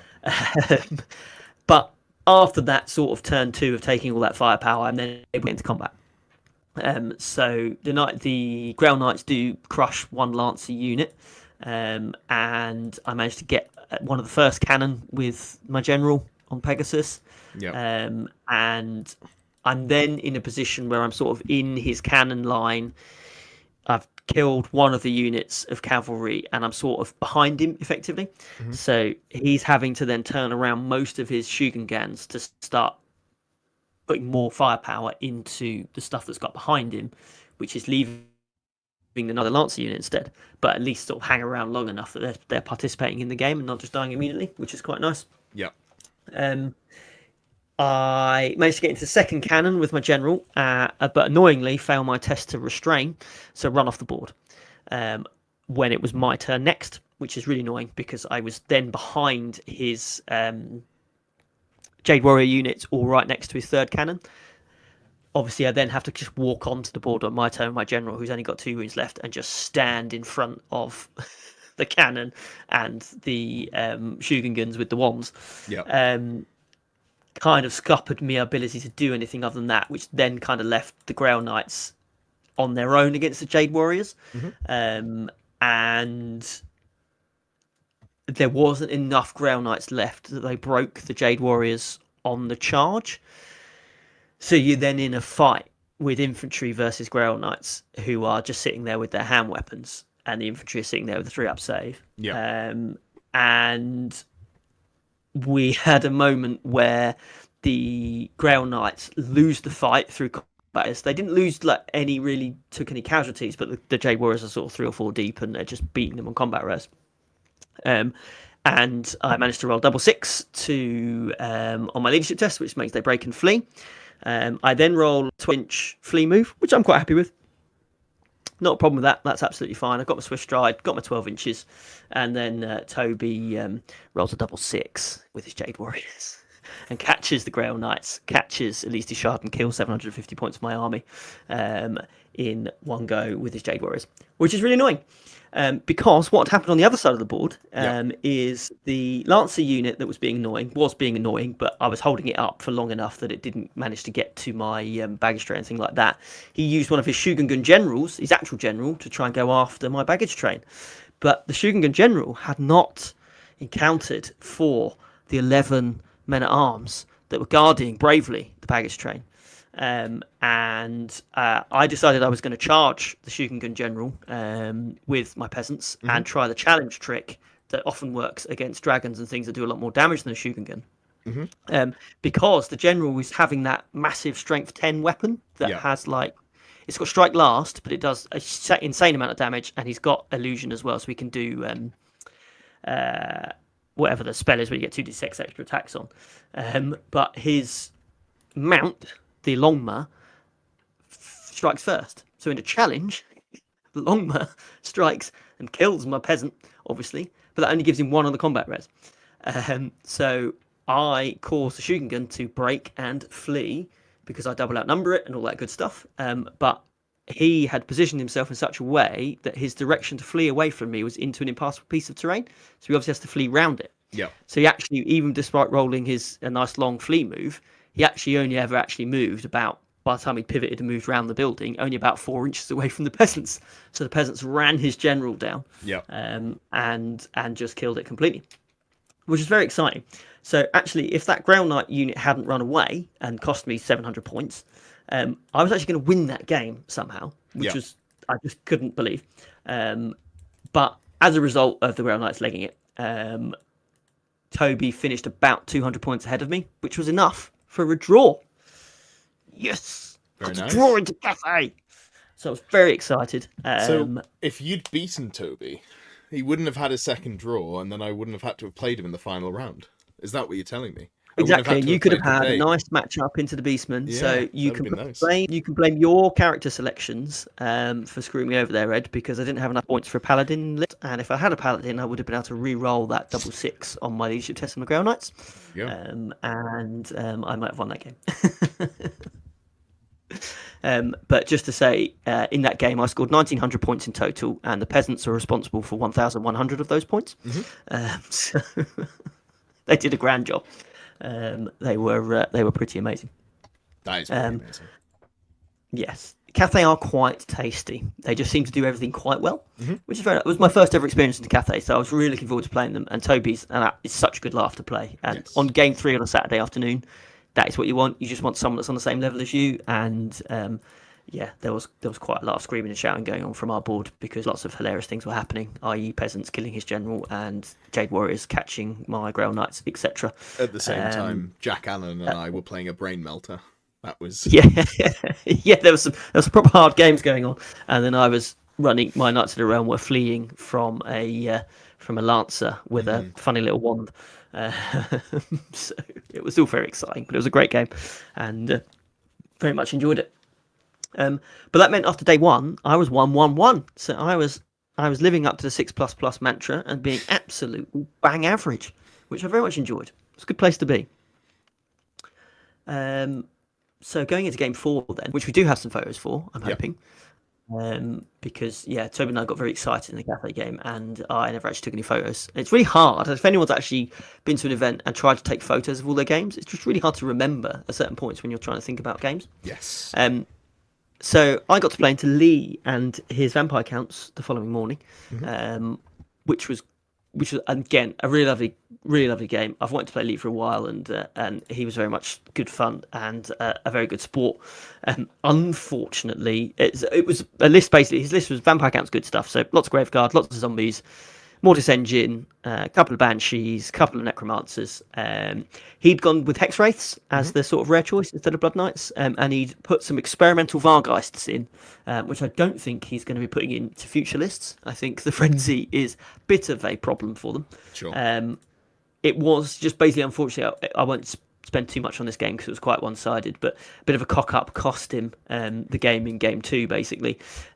He had been putting his Necromancer General in his Graveguard unit, and his General had Cloak of Mist and Shadows, which makes the General ethereal. I hadn't noticed that he'd done it at the start of the game, and then when I realised, I was like, you can't put your General in your Graveguard unit because he's ethereal. He's got to be out on his own. Yeah. Which Lee hadn't realised. Obviously, apologised. Just an honest mistake. Everyone makes it. It's not a problem. Sure. But we ended up in a situation where Lee had to take his General out of his Graveguard unit, and I said he'd put it literally wherever he wanted. Lee decided to put it in a position where he could get his Unquiet Spirits and a couple of other spells off into some of my Knights of the Realm, which I had no problem with at all. Which he did, killed a couple of Knights of the Realm. Unfortunately, what we hadn't sort of accounted for is that in that same turn when he moved his General out, his Vargheists had charged across into my Ogreblade Baron. And unfortunately, in that situation with the Baron, he's faster than them, so he killed them before they had a chance to fight and overran into a position where I could reach his General that he'd obviously just taken out of his unit to get in range of my Knights of the Realm. Yeah. Which meant turn 2, I charged his General with the Ogreblade and ripped him in half. Which obviously, from a vampire count perspective, it just kind of everything starts to crumble after that. His Banshees immediately died. His Hex Wraiths weren't much for long for this world, and then even the Graveguard started going after that. So I managed to get a couple of cool charges though. So that was on the image now as a charge of the Grail Knights going into the side of the zombies. Which doesn't end well for zombies. No. They're not known for their martial prowess, other zombies. So yeah, it didn't go too well. But I did get a cool sort of challenge into his with my Duke. Again, having Killing Blow Monster Slayer means nothing into the Mortis Engine. And I did pull off this cool front and rear charge into the Graveguard unit, which even with them crumbling away, they are still bastards, aren't they? Yes. I realise why everyone hates them so much now, because they just don't die. And that took a little while, but I managed to get to them. But I think it's tricky when a situation like that happens in a game, because Lee is obviously feeling bad that he's made a decision that he shouldn't have done, and I think he'd realised he'd done it in a couple of games before as well, and that he didn't know, honest mistake, and we had to look the rule up, because I was like, I'm pretty sure you can't put ethereal stuff in units, and we looked it up, and absolutely you can't do that. Sure.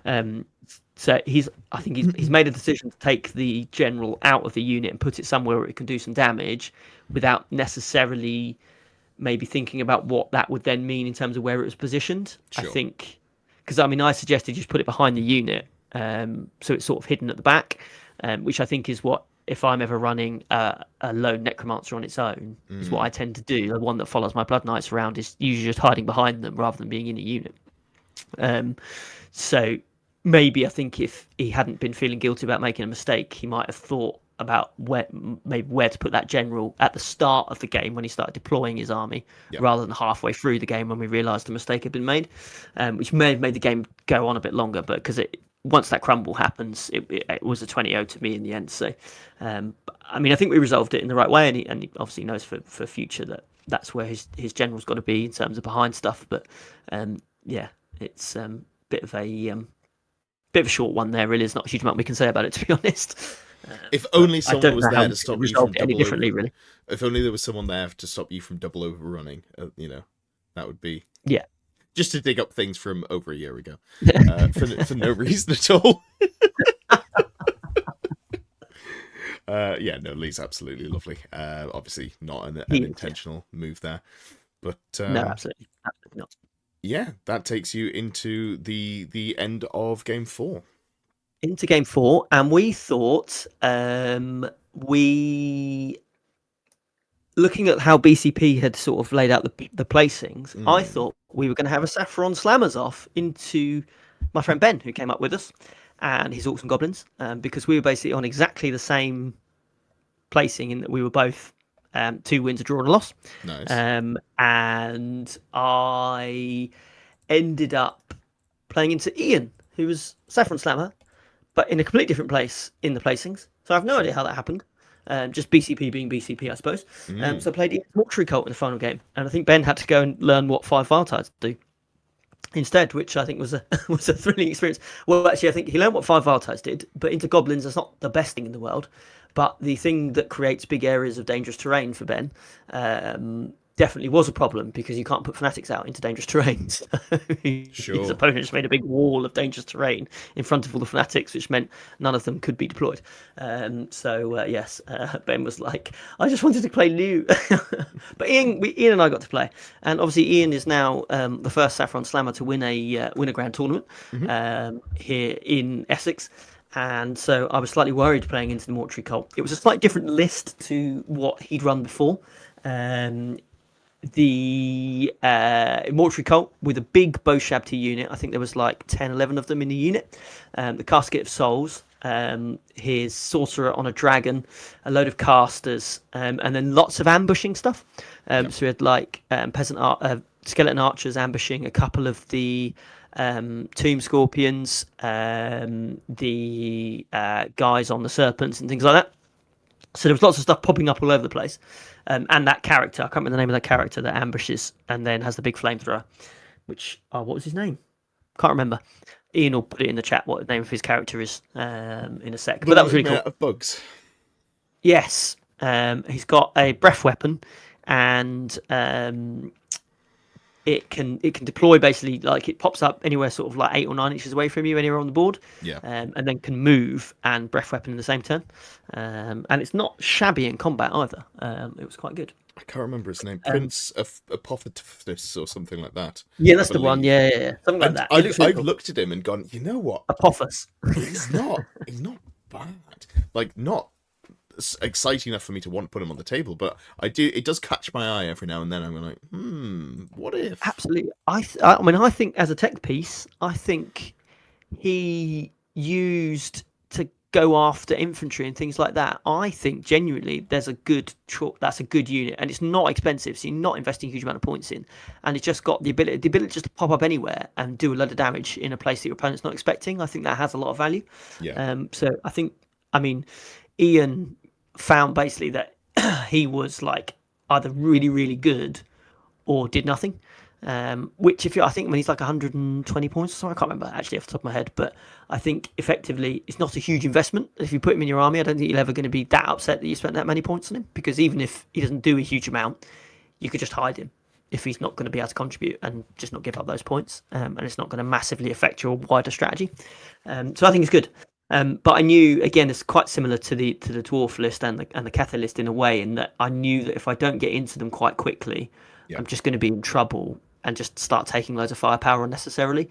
And I've got no no range damage in my army at all, so he's got no reason to not do anything other than just shoot me to death. So I hid everything first turn as best I could. I think took 1 or 2 casualties, but nothing too serious, and basically full sent across the board in the first turn, and was effectively in a position where all but one of the Knights of the Realm unit, the Grail Knights unit, both of my characters were in a position to charge into things, either the Boshabti unit into his Necrosphinx, into his dragon, or whatever it was, in the second turn.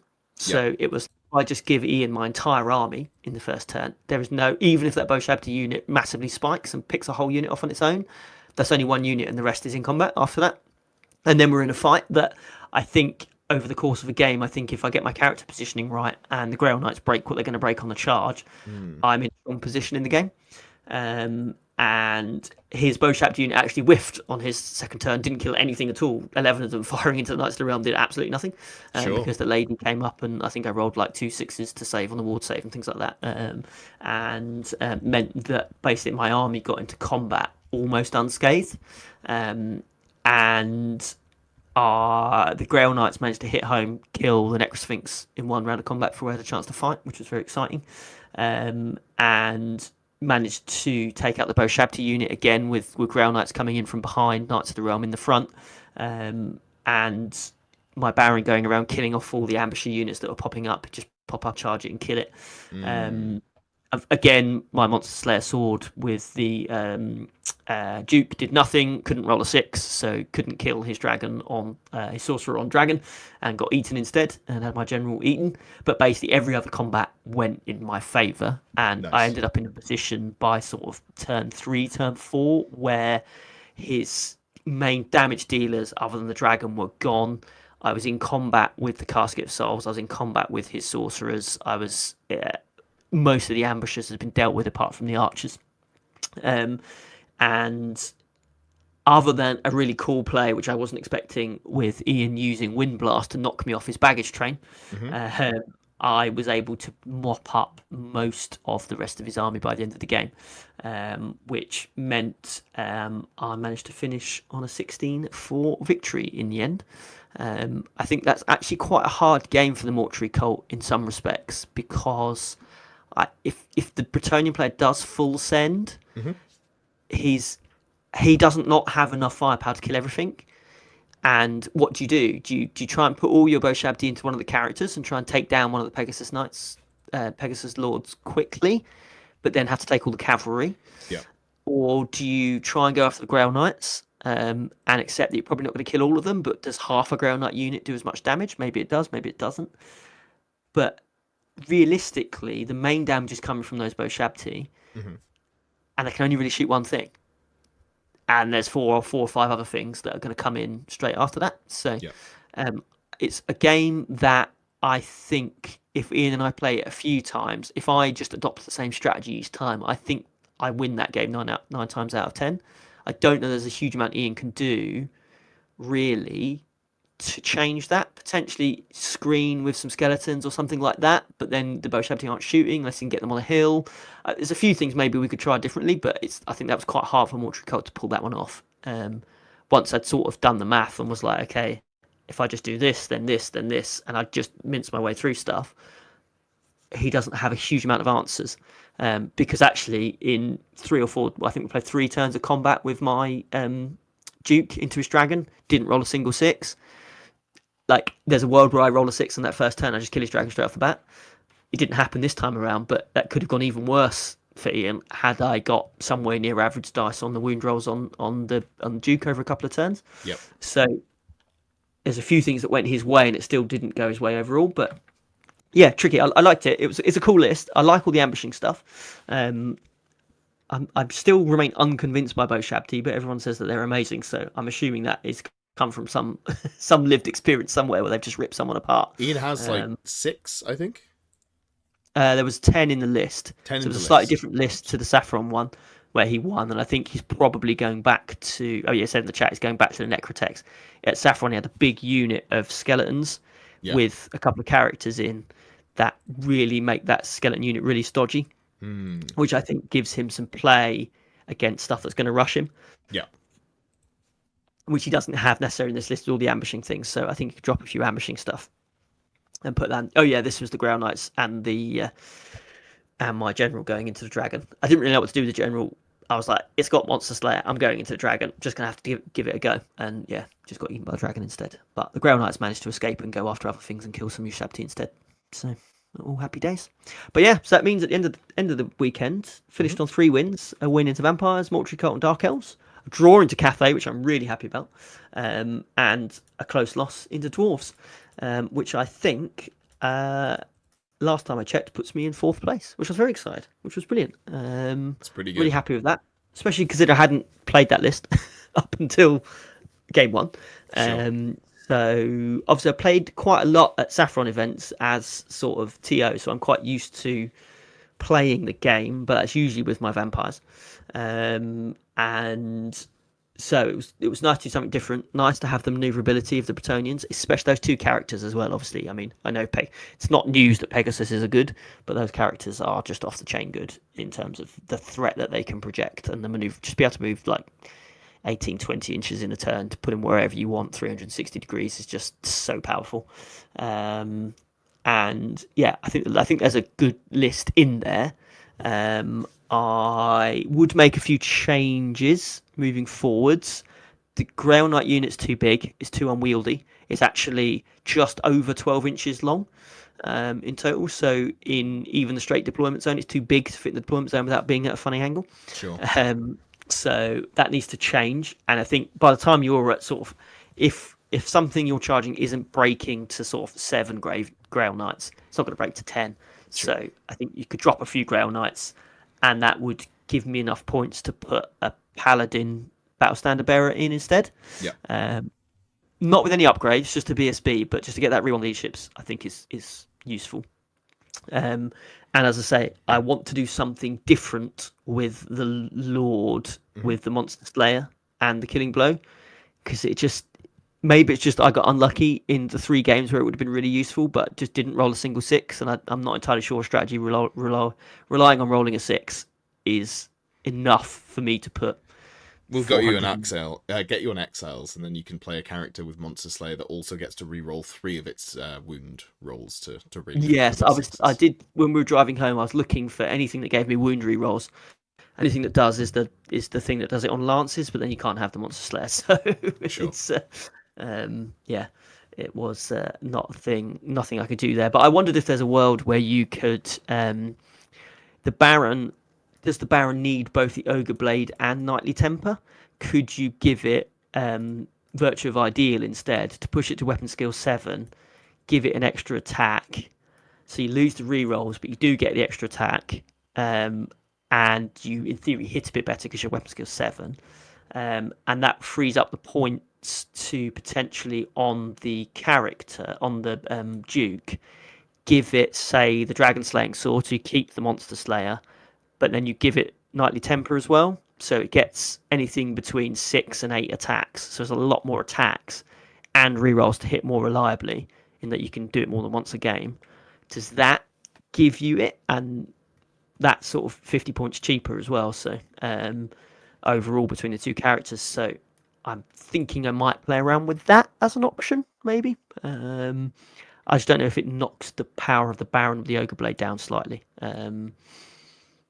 But Baron was definitely killing a lot of stuff by overkill, quite a lot. So did it need the extra 1 attack? Maybe.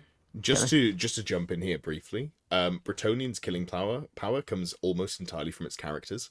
So you want the most juiced characters you can get. If you are unimpressed with a Monster Slayer character, you could go Exiles and go 2 Barons, one with the Ogre Blade and one with the Frontier Axe, which is basically just the Ogre Blade but better but cheaper.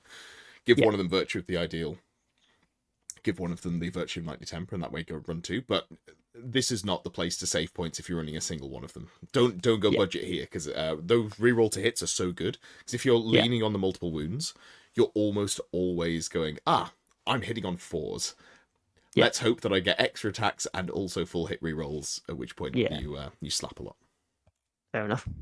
a good idea. I like that. Fantastic. All right. Any last points on the event, and then we can do.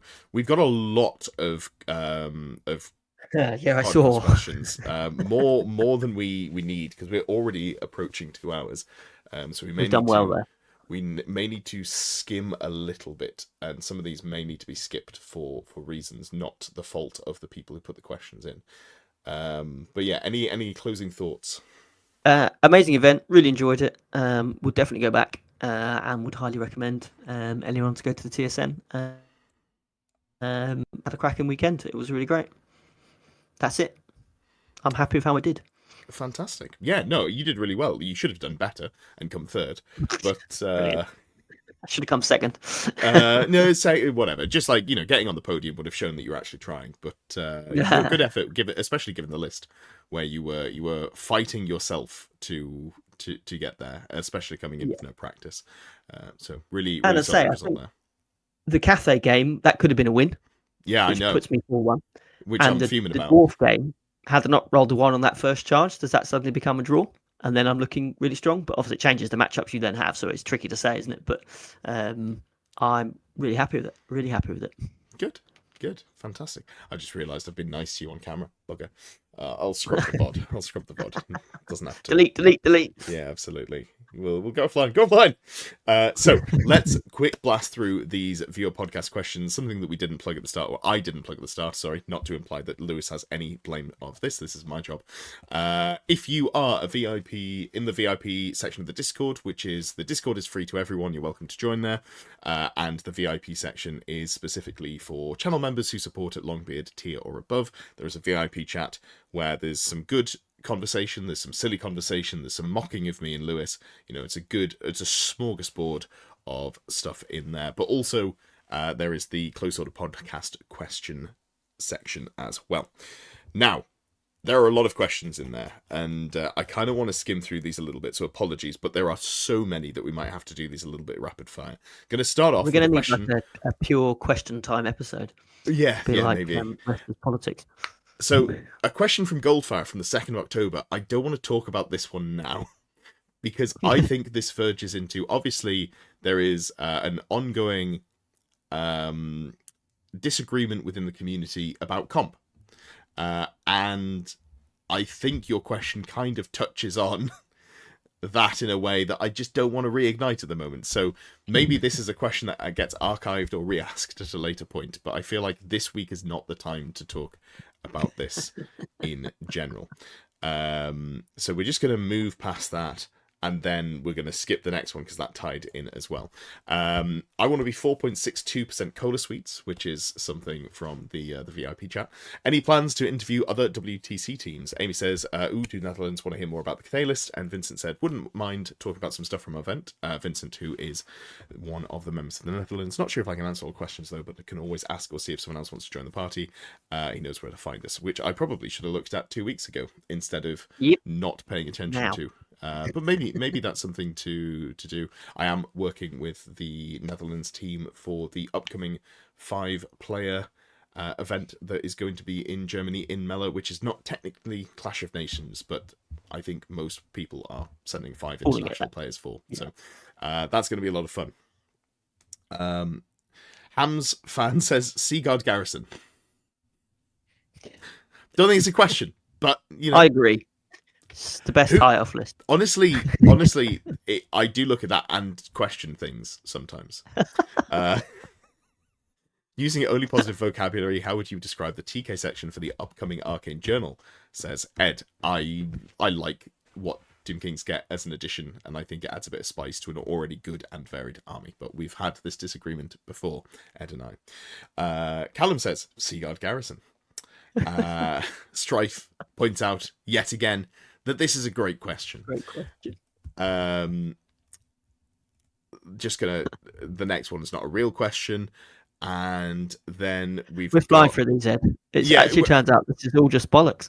it is all bollocks, which is like I did pre-vet, and again, I'm sorry to Goldfire because your question is really in depth and it's a good question. It's really well thought out. So apologies that it is also being skipped, but it's for different reasons. So. I would like to hear a bit more about the metaphor Ed made recently, citing Questing Knights as the big bad of 1.5. How did you arrive at this conclusion? So for anyone who doesn't know, I replied slightly flippantly to someone on YouTube in the comments, which now it is actually quite difficult for me to keep up with the comments, so I dip in and out and read them sometimes. So if I miss a comment you leave in the video, my apologies. It's I do try and get through them, but it's now a nice problem to have where I have a lot of comments to read. And I can't remember what it was, but there was something in there that I was like, well, this is why Questing Knight's the meta big bad of 1.5. And yes, that was what I referred to. I wish I could remember what the question was, because I can't remember what Probably possible, better than some of these questions. What possible, even ridiculous context I could say that Questing Knights are good. It was very clearly not reasonable. Northern Exile, as a less able hobbyist, I often feel like there is an unwritten negative judgmentalism along the spectrum of abilities. Do you also find this, does it put off newer players, and if so, what could be done about it? I get picked on about my armies, even though I thought that this one was a higher standard than my previous ones. I voted for your army, Ed. Did you really?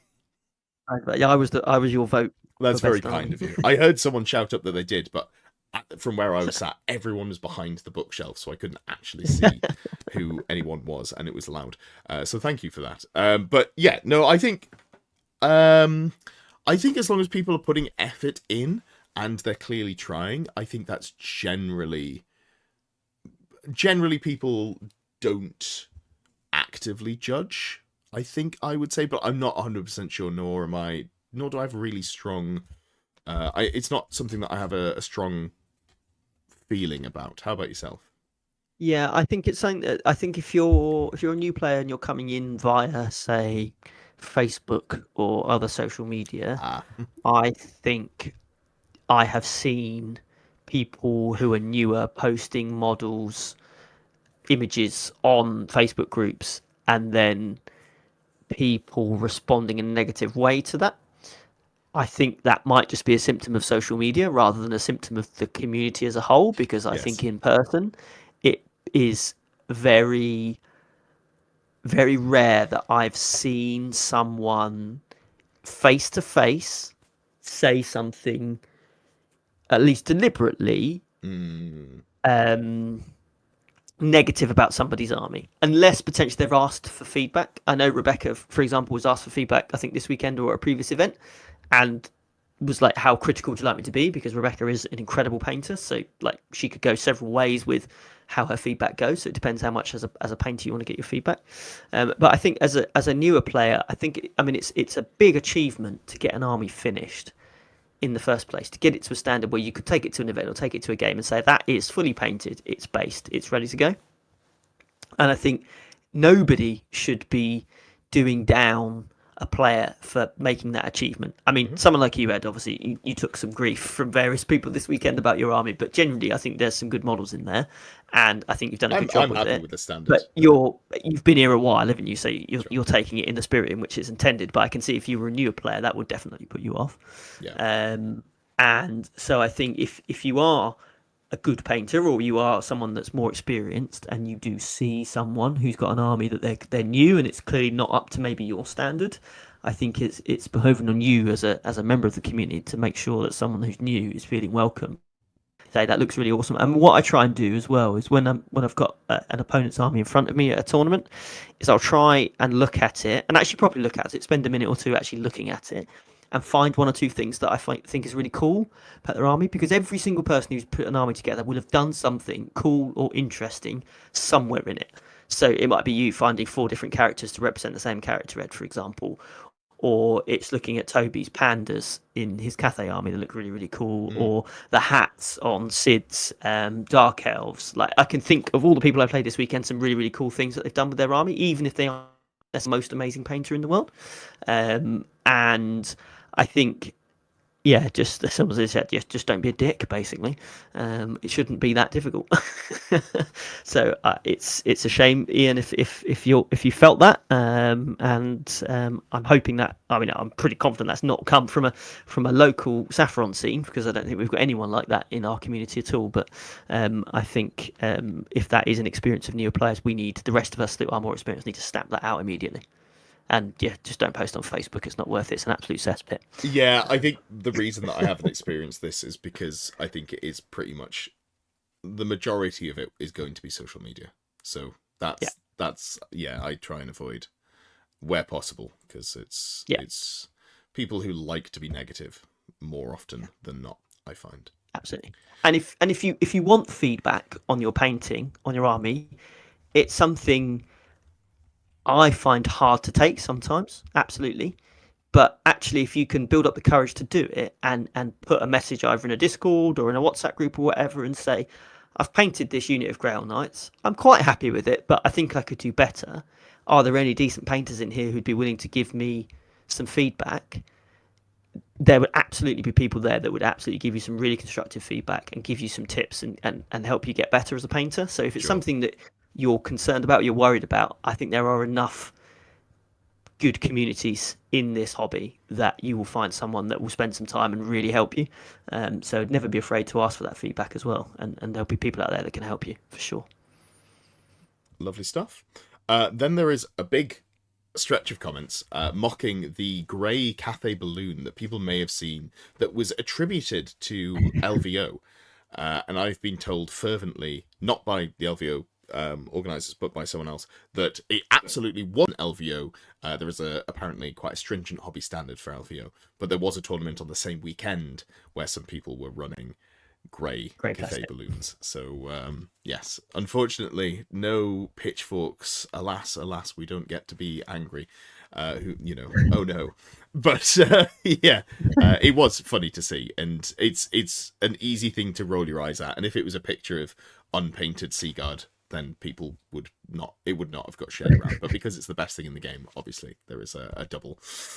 There's more impetus there for people to be annoyed by it. Vesper says, question for both. What do you think the second edition will look like? I've seen enough of the first to maybe draw some conclusions on what Games Workshop is trying to do. I found Renegade Crowns a compromise between giving people what they wanted and continuing to create newer material for the old setting with new characters and narratives. How far do you see them going with this, and how much do you think will be informed by the material and momentum of games such as Total War Warhammer? P.S. What do I want to see in the future for Dark Elves? A full rules rewrite, an expansion of the material like Army of Infamies. Sorry, this is the mandatory Druki questions. I know my rights. So let's start off with you. Have you got thoughts on second edition? Second edition, I mean, I think there's probably a whole episode on this, really, isn't there? So keeping it brief, I think they've got, with first edition of Old World, they've got enough grace and goodwill in the community from the fact that they brought the game back and are supporting it. I don't think that would extend to a second edition that's quite as sort of roughly finished as first edition is. So my initial suggestion would be that the second edition, regardless of what rules decisions they make, it needs to be better written as a rule set, as a book to use, and as a set of rules and interactions that don't create quite as many questions. The amount of questions I get as a TO Old World is just mad compared to, say, 40k, for example. I can run a 40k weekend with 50 players, and I'll maybe have 2 rules questions over the course of the weekend. Old World will be 10 to 15 questions in every single round, even from a group of 12 to 15 players. Yeah. So they've got to get that sorted, because it's a nightmare to try and make rulings and try as TO be consistent between events and between games and between questions, because there's just such interactions that they just have not considered when they're putting this rule set together, and that just shows. So I think whatever they do with the rules, I love the rule set as it is. I love the magic phase. I love what they've done with it. I think it plays really, really well. I just think it needs tightening up, and that wowould be my main sort of plea to Games Workshop for second edition. Sure. So I think not, because I agree with your premise. It's got to be better written, and that's the main draw to it. I think it's more, what will we see in the narrative spread? I'm expecting to see the narrative pushed along through the editions. That would make sense. So I would expect to see at some point in the future the beginning of a war against chaos, but I don't think that's going to be second or maybe even third edition. Maybe we get that fourth edition. So maybe we get that 8 to 12 years down the line, or 6 to 12 years down the line, depending on the speed of releases. So for second edition, I'm expecting to see more named characters brought into the fold and an expansion of that. I think a good way to do it would be second edition is the game tightened up, still good, still great, but, you know, actually clear what things do, get rid of stupid interactions, add a lot more of the named characters that, you know, people will be nostalgic for. So that will be their sort of like how we bring more people in for this edition. Third edition, we go to, now we've got the College of Magic, and we do here's the spread of, you know, this is the magic edition. It's more magic focused. We've got a tightening of magic rules. We've got more magic interaction, because that's something that happens in the narrative down the line when I believe, is it Teclis teaches humans how to control magic a bit gooder. And then fourth edition could then be the beginning of the war against chaos, and we get, you know, demons coming back if they haven't already, something like that. That would be my hope for it. You could even combine the second and third edition. So you go, here's more named characters, and also with named characters coming back, i.e. Teclis, here's the push into, you know, actual standardized magic. I think that would be good. Okay. Yeah. Another good question from Goldfire. So a tournament running all infantry with unit strength 10 being able to score, maybe German comp. What are your thoughts on this? And is it something for Saffron Slam? From the top of my head, I can't see any problematic units if you exclude monstrous infantry, and it would give a buff to some of the other units we don't see, like Swordmasters, for instance. I think this level of homebrew is the same level of Renegade in terms of impact, and if you're doing one, I would be okay with the other as well. I don't know whether I would consider it to be on par with Renegades. Obviously, it does massively change how scoring goes, but it feels... you know, like how scoring goes feels to me slightly more in line with, you know, what a TO might set. I would love to see that again. I'd love to see that just from Games Workshop's actual match play guide, where they went, actually, infantry can score, you know, core units and infantry. If they said that instead of just core units can score at unit strength 10, I think that'd be fantastic. I'd love to have an excuse to bring, like, even monstrous infantry. Like, here's some treekin. Are treekin going to be the end of the world if I can put them on objectives? No, but they'll have a purpose, so it'd be fun. Oh, I like it. It's a good suggestion. Yeah, I don't know about Saffron Slam, but I think it's a really good suggestion. It'll be interesting to play it and see what units you'd start seeing in the game as a result of that. And Swordmasters. I'd love to see Swordmasters. Would you just end up going to a situation where you go minimum core? You go back to taking this minimum amount of core as possible, and then put other things in instead, so that it actually doesn't fundamentally change the overall structure of the lists. So is that good or bad? I don't know. I don't know. I like it. It's a good idea. It pushes the game towards more infantry instead of more core, which is maybe more in line with what people would like to see. Okay, Winslow says, what are your thoughts on expanding match play scoring? I've played an event with any infantry, so very similar. Monsters not scoring has been a great change, but I think there are arguments for basically anything else being able to score with unit strength 10 plus, with all infantry being the easiest argument. I think we just covered that. Like it'd be cool to see you know, special or rare infantry scoring. Right now, I just get really sad when I see stuff like the Lion Guard or Tatuchin Guard that are special or rare slot, you know, infantry that pay a lot for the rules that they get. It's a shame. It is a shame. Steve says, as you're the Hellstorm Mikey of Old World, are you ever worried that you could win a golden ticket to Atlanta just to flop once you had to play against serious opposition? I don't think that question's really aimed at me. I think that's like just Steve using me as a vehicle close order chat to make fun of Mikey. No, I'm not worried about that. I think I play against a lot of very good players. But you know, if it happens, then you know that would happen. I would love for them to start doing golden tickets for Old World. I think that would be amazing. Do they pay to fly you? I'm really hoping they fly you out. Is that? The golden ticket doesn't fly you out. No, some of the bigger events, although actually I don't think UKTC do it anymore. some events, some of the Games Workshop events do pay for your travel if you win those and win a golden ticket. Yeah. From me as an organizer, I get golden tickets for 40k. So it's great to be able to send players to America, but I don't have the funds to pay for all their flights and stuff. So I don't do that. They get the ticket and they get entry into the event, but and I like do some other bits for them, but I don't give them enough to spend 1,500 quid on a set of flights to America. But it'd be amazing if we could have the World Championships of Old World as well, and have those at Atlanta with all the other sort of big finales. And then they do it for Kill Team, I think they do it for Necromunda as well. So they do have it for some of their other specialist games. So I'm just hoping it's a matter of time before they do it for Old World. And then to be able to give out some golden tickets at Saffron events again, if I was lucky enough to be a golden ticket TO, that would be crazy good. I'd love it. Excellent. Okay, so we still have half the questions. We're going to answer those next time because I just felt my chair go and I'm going to fall. I need to get off this chair. Stand down. And then just order some screws so that I can reattach. Just quickly, Ginger Steve's question for Saffron Slam. If he's just asking me an event question for Saffron Slam teams 2,600, do we need a baggage train? Yes, you do need a baggage train, Steve. Make sure you bring them. Read the event pack, please. You'll never make me read the event pack. All right. Lovely to talk to you.